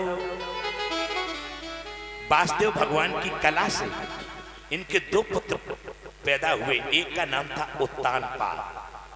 तो हम आज उत्तानपाद के वंश का वर्णन कर रहे हैं केवल। उत्तानपाद धन प्रियव्रत, प्रियव्रत छोटे, उत्तानपाद बड़े। उत्तानपाद है क्या समझो? कहानी, इस कहानी को समझाने के लिए बहुत बड़ी 3 घंटे लग जाएगा उसको समझाने में। वो हम 3 घंटे में नहीं, केवल आज तुमको 5-10 मिनट में समझा के पूरी बात। उत्तान माने ऊपर और पाद माने पैर। जिसके पैर ऊपर हो वही उत्तानपाद है। इसे समझाने के लिए विद्वानों ने, मनीषियों ने एक राजा रानी की कहानी बना दी। तो उत्तानपाद और कोई नहीं है, हम आप ही हैं। ये जीव ही उत्तानपाद है। हमने परिभाषा की कि जिसके पैर ऊपर हो वो उत्तानपाद। अब आप लोग सोच रहे होंगे हमारे तो पैर ऊपर नहीं है, हमारे तो पैर नीचे है। लेकिन नहीं, माता के गर्भ की स्थिति क्या है? माता के गर्भ में स्थिति उल्टी है। सर नीचा है और पैर ऊपर है। भगवान हमें खोपड़ी के भर पटकता है। हम आप सर के बल आते हैं जमीन पर, पहले धरती पर। इस धरा पर जब हम आए तो सर के बल आए। गौर करना। हाँ, वो बात एक आध अपवाद में कोई उल्टो पैदा हो जाए तो बा उल्टो कहा थे, भले वो सीधो भाव हो गए। भाली वाह के पैर पहले आए हुए, लेकिन बाद दुनिया वाले उल्टा कहते कि नहीं कहते? सीधा उसी को कहते जो सर के बल आए। तो गौर करना मेरे बंधु, उसी दिन से हमारा तुम्हारा नाम उत्तानपाद पड़ गया। ये प्रत्येक जीव के एक नहीं 2-2 पत्नियां हैं। कौन कौन पत्नियां हैं? सुमति कुमति सब के ओर रहा,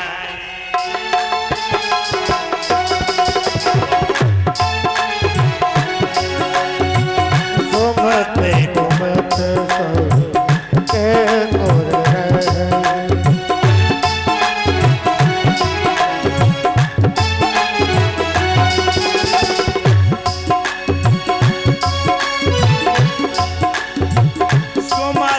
कुमते सब के ओर रहाई, वेद पुराण निगम अस्थाई, वेद पुराण निगम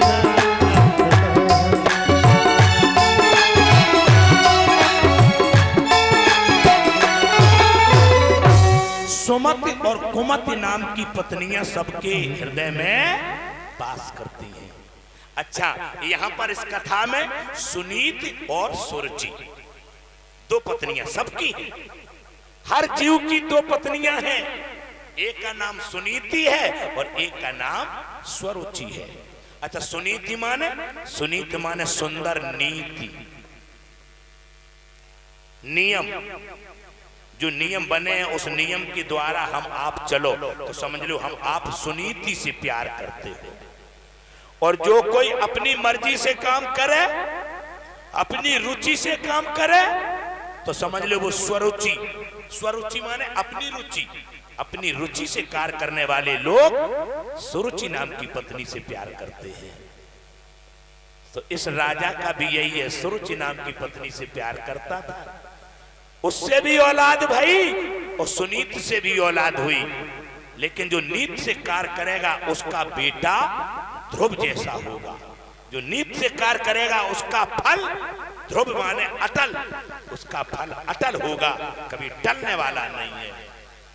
और जो अपनी मर्जी से कार्य करोगे उसका फल उत्तम जैसा, केवल नाम का उत्तम है, काम का उत्तम नहीं है। छोटी वाली रानी के उत्तानपाद की छोटी वाली रानी से जो लड़का पैदा हुआ था उसका नाम उत्तम था, लेकिन उसके काम क्या थे जानते हो? अगर ना जानते हो तो मैं बता रहा हूं, उसका काम था कि अलकापुरी में गया था और यक्ष की यानी कुबेर की लड़कियों को, यक्षों की बहनों को, बेटियों को छेड़ता था, कुदृष्टि डालता था। तब यक्षों ने उसका वध कर दिया था। जब यक्षों ने उसका वध कर दिया तो ध्रुव ने मेरे बंधु बदला लेने के लिए यक्षों का वध किया, यक्षों से युद्ध किया। तो मनु महाराज ने ध्रुव को समझाया, नहीं बेटा ऐसा ना करो, अगर ऐसा तुम करोगे तुम यक्षों को निर्दोष को मार रहे हो, हमें वो काम नहीं करना चाहिए जो हम आप बना ना सकें, जो हम काम बना ना सके उसे बिगाड़ना भी नहीं चाहिए। हम किसी को पैदा नहीं कर सकते तो हम किसी को मारने के अधिकारी नहीं है। इसलिए ध्रुव ने मनु महाराज के रोकने पर युद्ध बंद कर दिया था। तो ध्रुव माने होता अटल, ध्रुव का नाम तीनों लोकों में मेरे बंधु छा गया। ध्रुव जब अपनी मैया के पास गया, मैया से पूछा, माँ मेरा पिता कौन है? माँ ने बताया तुम्हारा पिता यहाँ का राजा है। तो ध्रुव अपने पिता से मिलने गए। जब मिलने गए तो मौसी ने पिता की गोदी नहीं दी। जब गोदी नहीं दी तो केवल यही बात लग गई। तो मैत्र जी कहते हैं, अहो तेजा क्षत्रियाणाम मान भंगम न मृष्यताम बालोप्ययम हृदा धत्ते यत् समातुर सद्वचः। क्षत्रिय लोगों, हे क्षत्रियो, तुम सोच रहे हो कि भागवत में तुम्हारी प्रशंसा नहीं है? आज मैत्री जी ने क्षत्रियों की भूर भूर प्रशंसा की है कि बाहर क्षत्रिय हो तो ऐसे देखो तो सही, 5 वर्ष का बालक है जिसकी उम्र केवल खाने और पीने की है, और वो अपनी मौसी के वचन सहन नहीं कर पाया। मौसी ने केवल कटु वचन कह दिए तो घर द्वार छोड़कर, परिवार छोड़कर, माता पिता छोड़कर और बियाबान जंगल में जाकर के अकेले भगवान की आराधना करता है। नारद जी मिलते हैं। नारद जी ने मेरे बंधुओं उसके कान में एक मंत्र केवल कह दिया, कौन? ओम नमो भगवते वासुदेवाय। ये 12 अक्षर मंत्र ध्रुव ने जाकर के मेरे बंधुओं जाप किया है और नारद जी ने ही स्थान बताया। एक हमने कथा सुनते सुनते पढ़ते पढ़ते ये सीखा और समझा है कि भगवान जिस किसी को मिले हैं उसे नारद जरूर मिले हैं। या यूं समझ लें कि जिसे एक बार नारद मिल गए उन्हें भगवान जरूर मिले हैं। तो इसका मतलब क्या है? इसका मतलब ये है कि जब तक संत नहीं मिलेंगे तब तक भगवंत नहीं मिलेंगे। तो जब तक संतों की संगत नहीं करोगे तब तक तुम्हें भी भगवान के दर्शन नहीं होंगे। कथा से संदेश लो, संतों का साथ कीजिए, संतों का संग कीजिए, संतों से सत्संग कीजिए। तो याद रखना मेरे बंधु, भक्ति प्रकट होगी और भक्ति जब प्रकट हो जाएगी तो ध्रुव जैसे बालक को भगवान मिल गए तो क्या हमें तुम्हें नहीं मिल पाएंगे? ओम नमो भगवते वासुदेवा, ओम नमो भगवते,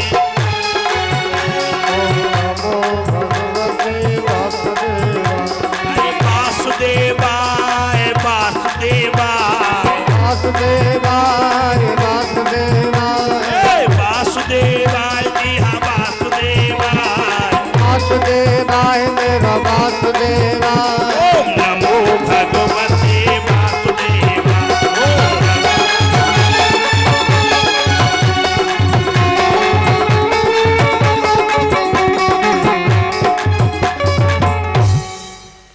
ध्रुव ने मधुवन में जाकर जब नारद जी ने कहा तत्तात गच्छ भद्रम ते यमुनास्तटम शुचि, पुण्य मधुवनम यत् सानिध्या नित्यदा हरे, जहां पर भगवान हमेशा रहते हैं वहीं जाप करो।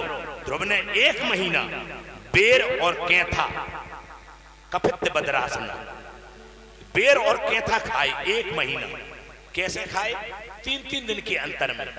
आज खाए ले, 3 दिन तक कछु नहीं खाओ, फिर 3 दिन बाद फिर बेर केथा खाए। ऐसे 1 महीना काटो और दूसरा महीना जैसे ही लगो तो ध्रुव ने 6 दिन को अंतर लो और केवल पत्ता चबाए, वृक्षों के पत्ते तोड़ लेते थे, खा लेते थे और 6 दिन तक कुछ नहीं खाते थे। 6 दिन बाद खाते थे पत्ते। और जैसे ही तीसरा महीना लगा तो पत्ते भी बंद कर दिए, केवल पानी पी रहे, जल पी करके। 9 दिन का अंतर लिया, आज पानी पी लो, 9 दिन बाद फिर पानी पियो। ऐसे तीसरा महीना कटो और चौथा महीना जैसे ही लगो तो 12-12 दिन का अंतराल लिया और केवल वायु का पान किया, जल भी छोड़ दिया। आज सांस ली, खींची सांस तो टांगे 12 दिन तक नहीं उन्होंने छोड़ी और 12 दिन बाद फिर सांस छोड़ते हैं, फिर 12 दिन तक नहीं ली, फिर 12 दिन बाद फिर लेते हैं। गौर करना, ऐसे चौथा महीना निकाल दिया और जैसे 5वां महीना लगा, सुखदेव जी कहते हैं परीक्षित जी, पंचमे मास अनुप्राप्ते जित श्वासो निपात मजा। जैसे 5वां महीना लगा तो उस राजा के लड़के ने श्वास को भी रोक दिया। ध्यान ब्रह्म पदैकेन, ध्यान करने लगा ब्रह्म का। और पदैकेन, पद एकेन, एक पद से, एक पैर से खड़ा हो गया।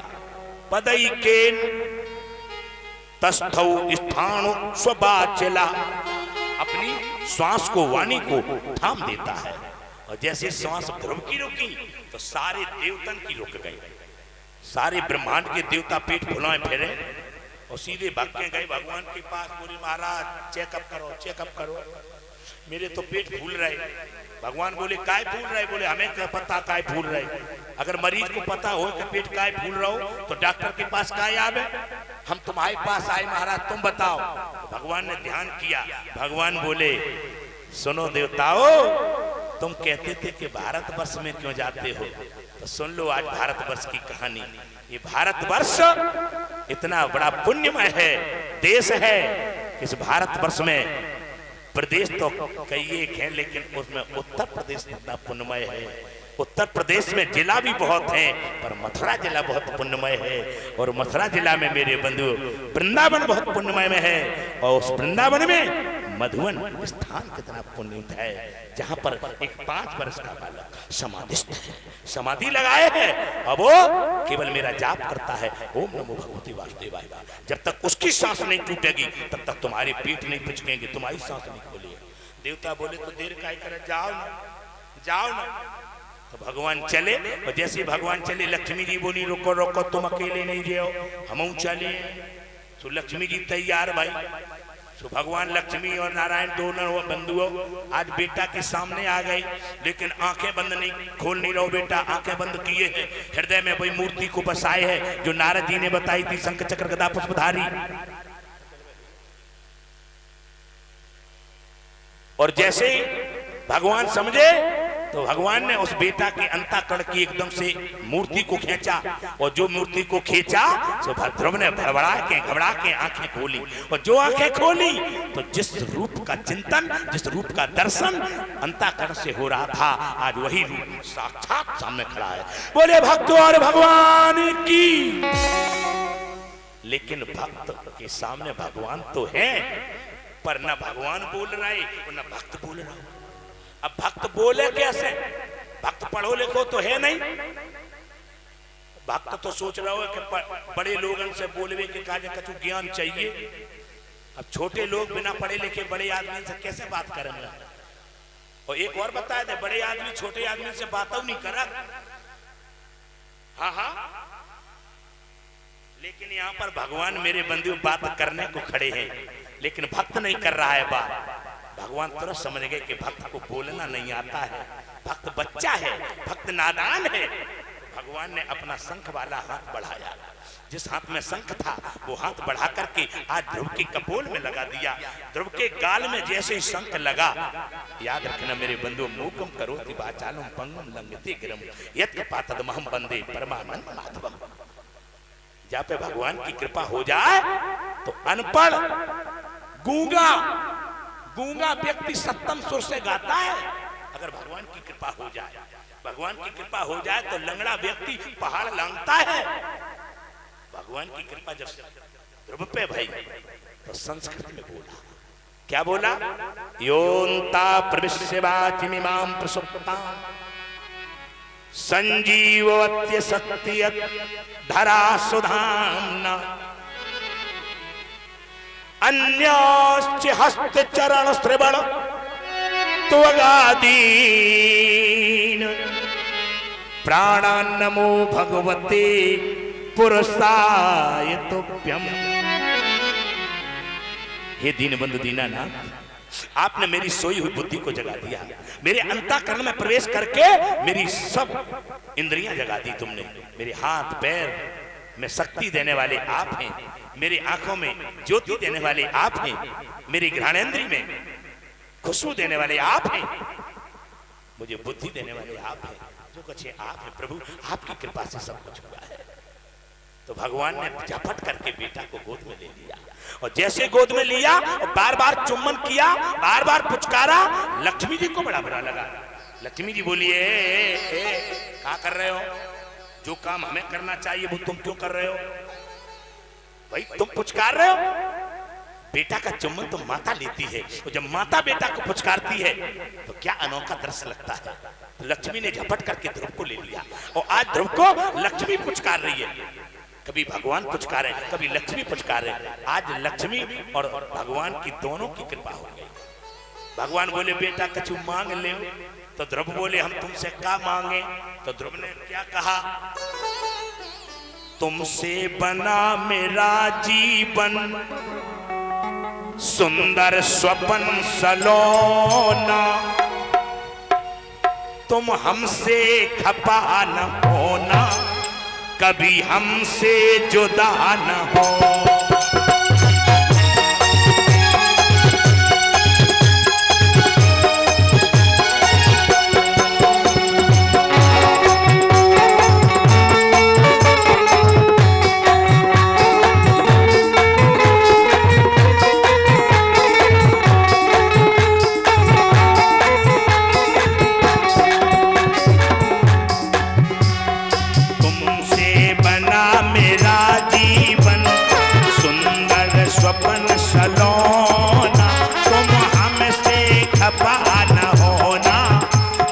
हमसे जुदा न होना, तुम हमसे खपा न होना, कभी हमसे जुदा न होना। और क्या कहा? अरे मैं कितना खुशकिस्मत हूँ, मुझे तुम्हारा प्यार मिला। मैं कितना खुशकिस्मत हूँ, मुझे तुम्हारा प्यार मिला। जिसे भगवान का प्यार मिल जाए उससे बढ़कर के खुशकिस्मत कौन हो सकता है? अरे मैं कितना खुशकिस्मत हूँ, मुझे तुम्हारा प्यार मिला। मुझे तुम्हारा प्यार मिला। और भला अब क्या मांगू, प्यार मिला संसार मिला। प्यार मिला संसार मिला। अरे प्यार मिला संसार मिला। प्यार मिला संसार मिला। ना चाहिए हीरे मोती, ना चाहिए हीरे मोती, ना चाहिए चांदी सोना, बस हमसे खपा न होना, प्रभु हमसे जुदा न हो। प्रभु हमसे खपा न होना, प्रभु हमसे जुदा न हो। कभी हमसे खपा न होना, कभी हमसे जुदा न होना।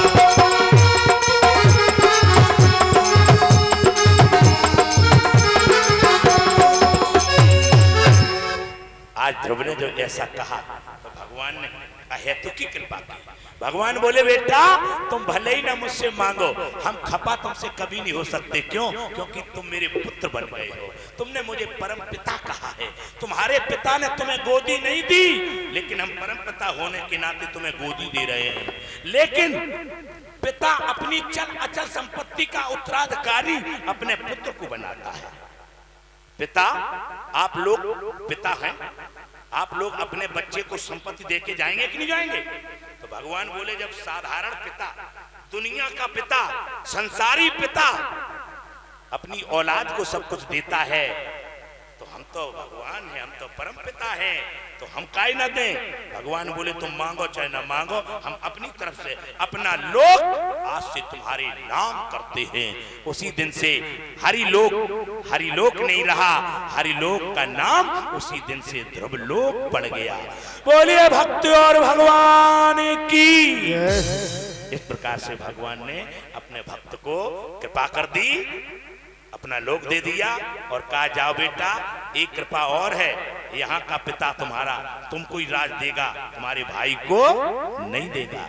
जा पे कृपा प्रभु आपकी होई, तापे कृपा करे सब कोई। संसार वाले उस पर कृपा करने लगे।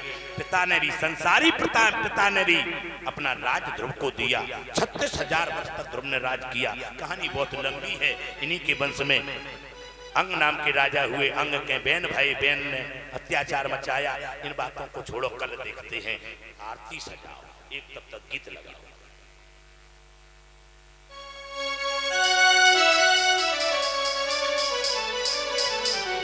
अच्छा नहीं रुकियो थोड़ी माता बहन अब ध्यान दीजिए। जो टॉपिंग घरे धरे आई हो भी कल ले है ना।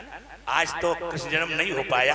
मैंने कल बताया था आप लोगों को कि कृष्ण जन्म कर देंगे, लेकिन किसी कारणवश कमेटी की इच्छा नहीं हुई। कमेटी ने हमें अवगत कराया कि आज नहीं कल करना। तो ठीक है, अब कल कृष्ण जन्म होगा। आप लोग जो मैंने कल बताया था वही आप इंतजाम करके कल लाना। कल भगवान कन्हैया का बड़े धूमधाम के साथ जन्मोत्सव मनाया जाएगा। बोलिए बाके बिहारी लाल की जय, बोलिए सांवरे सरकार की जय। और जादू कर गई, जादू कर गई, हो जादू कर गई, जादू कर गई, जादू करा। ना चाहिए हीरे मोती, ना चाहिए हीरे मोती, ना चाहिए चांदी सोना, बस हमसे खफा न होना, प्रभु हमसे जुदा न हो। प्रभु हमसे खफा न होना, प्रभु हमसे जुदा न होना, कभी हमसे खफा न होना, कभी हमसे जुदा न होना।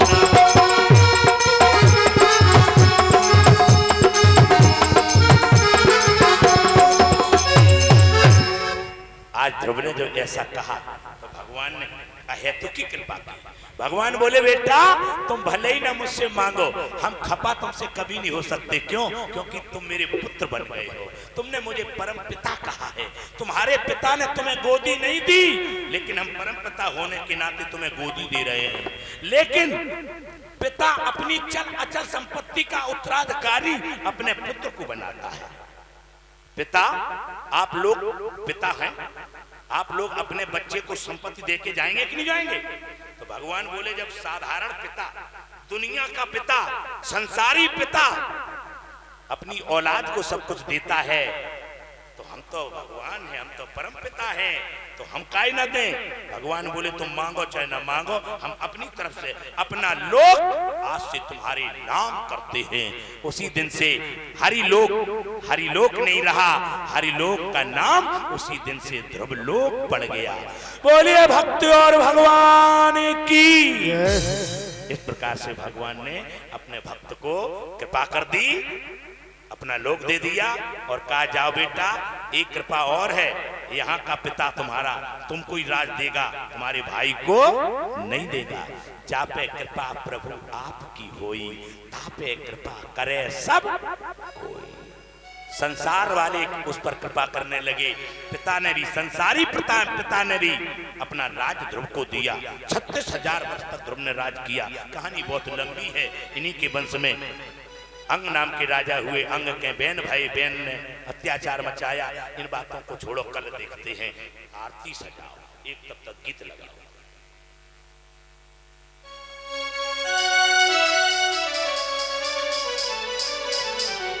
अच्छा नहीं रुकियो थोड़ी माता बहन अब ध्यान दीजिए। और जो टॉपिंग घरे धरे आई हो भी कल ले है ना।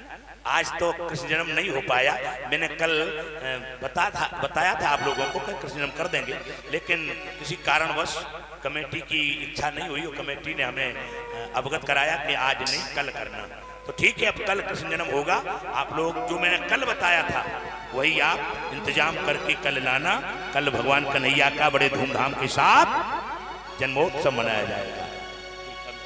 बोलिए बाके बिहारी लाल की जय, बोलिए सांवरे सरकार की जय। और जादू कर गई, जादू कर गई, ओ जादू कर गई, जादू कर गई, जादू राधा राधा ओ राधा वल्लभ की अखियां जादू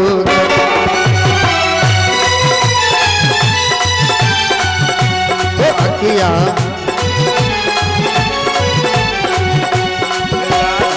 बिसर गई सुध रही न तन की, बिसर गई सुध रही न तन की, आए रे मैं तो मर गई। राधा ओ राधा ओ राधा वल्लभ की अखियां जादू।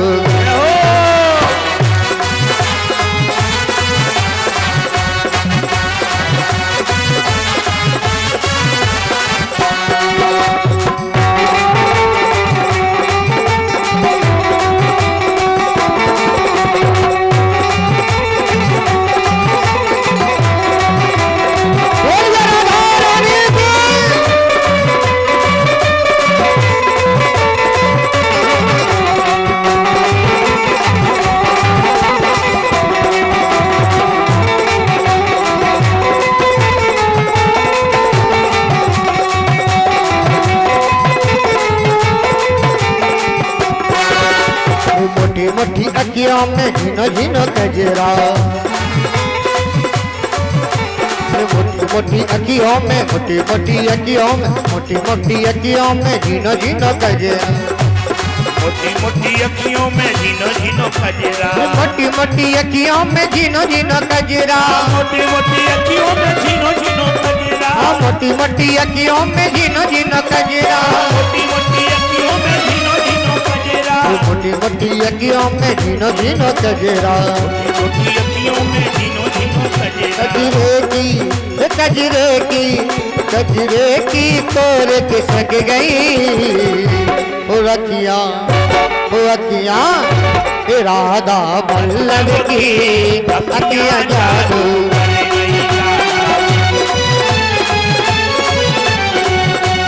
राधा वल्लभ की अखियां जादू।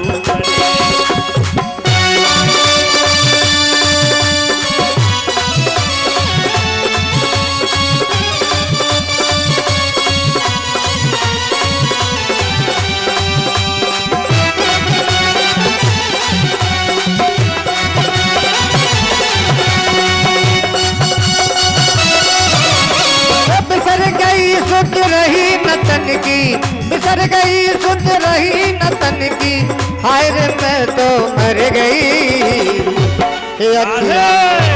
अखियां ओ राधा वल्लभ की अखियां जादू। राधा वल्लभ के अखियां जादू करे।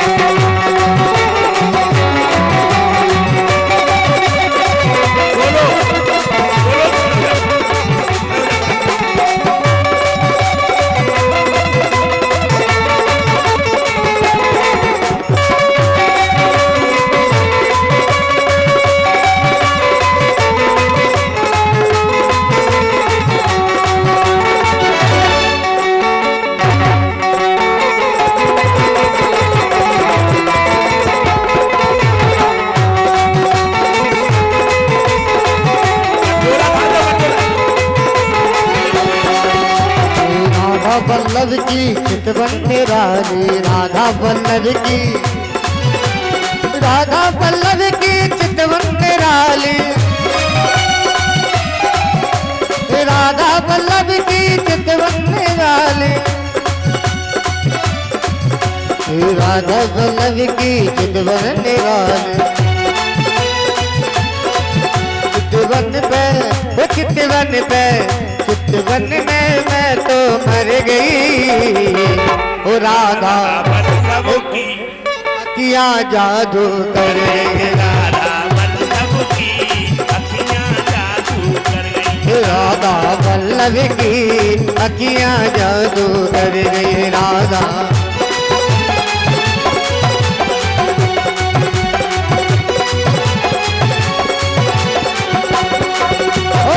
बिसर गई सुध रही न तन की, बिसर गई सुध रही न तन की, हाय रे मैं तो मर गई। ए राधा, ओ राधा, ए राधा वल्लभ की अखियाँ जादू,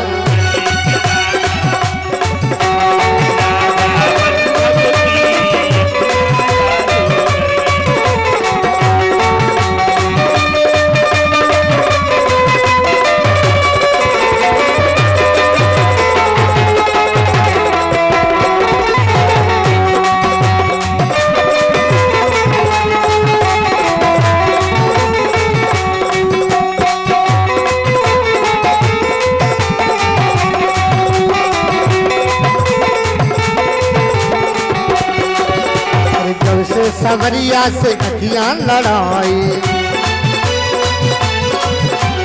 जब से सवरिया से, जब से सवरिया से, जब से सवरिया से अखियाँ लड़ाई, सवरिया से अखियाँ लड़ाई, अखियाँ लड़ाई मैंने अखियाँ लड़ाई, अखियाँ लड़ाई मैंने अखियाँ लड़ाई, अरे अखियाँ लड़ाई मैंने अखियाँ लड़ाई, अखियाँ लड़ाई मैंने अखियाँ लड़ाई, अखियाँ तो, अखियाँ तो, अखियाँ तो घायल कर गई।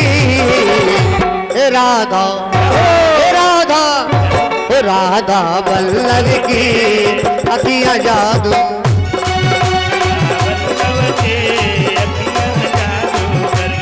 राधा वल्लभ की अखियाँ जादू कर गई। राधा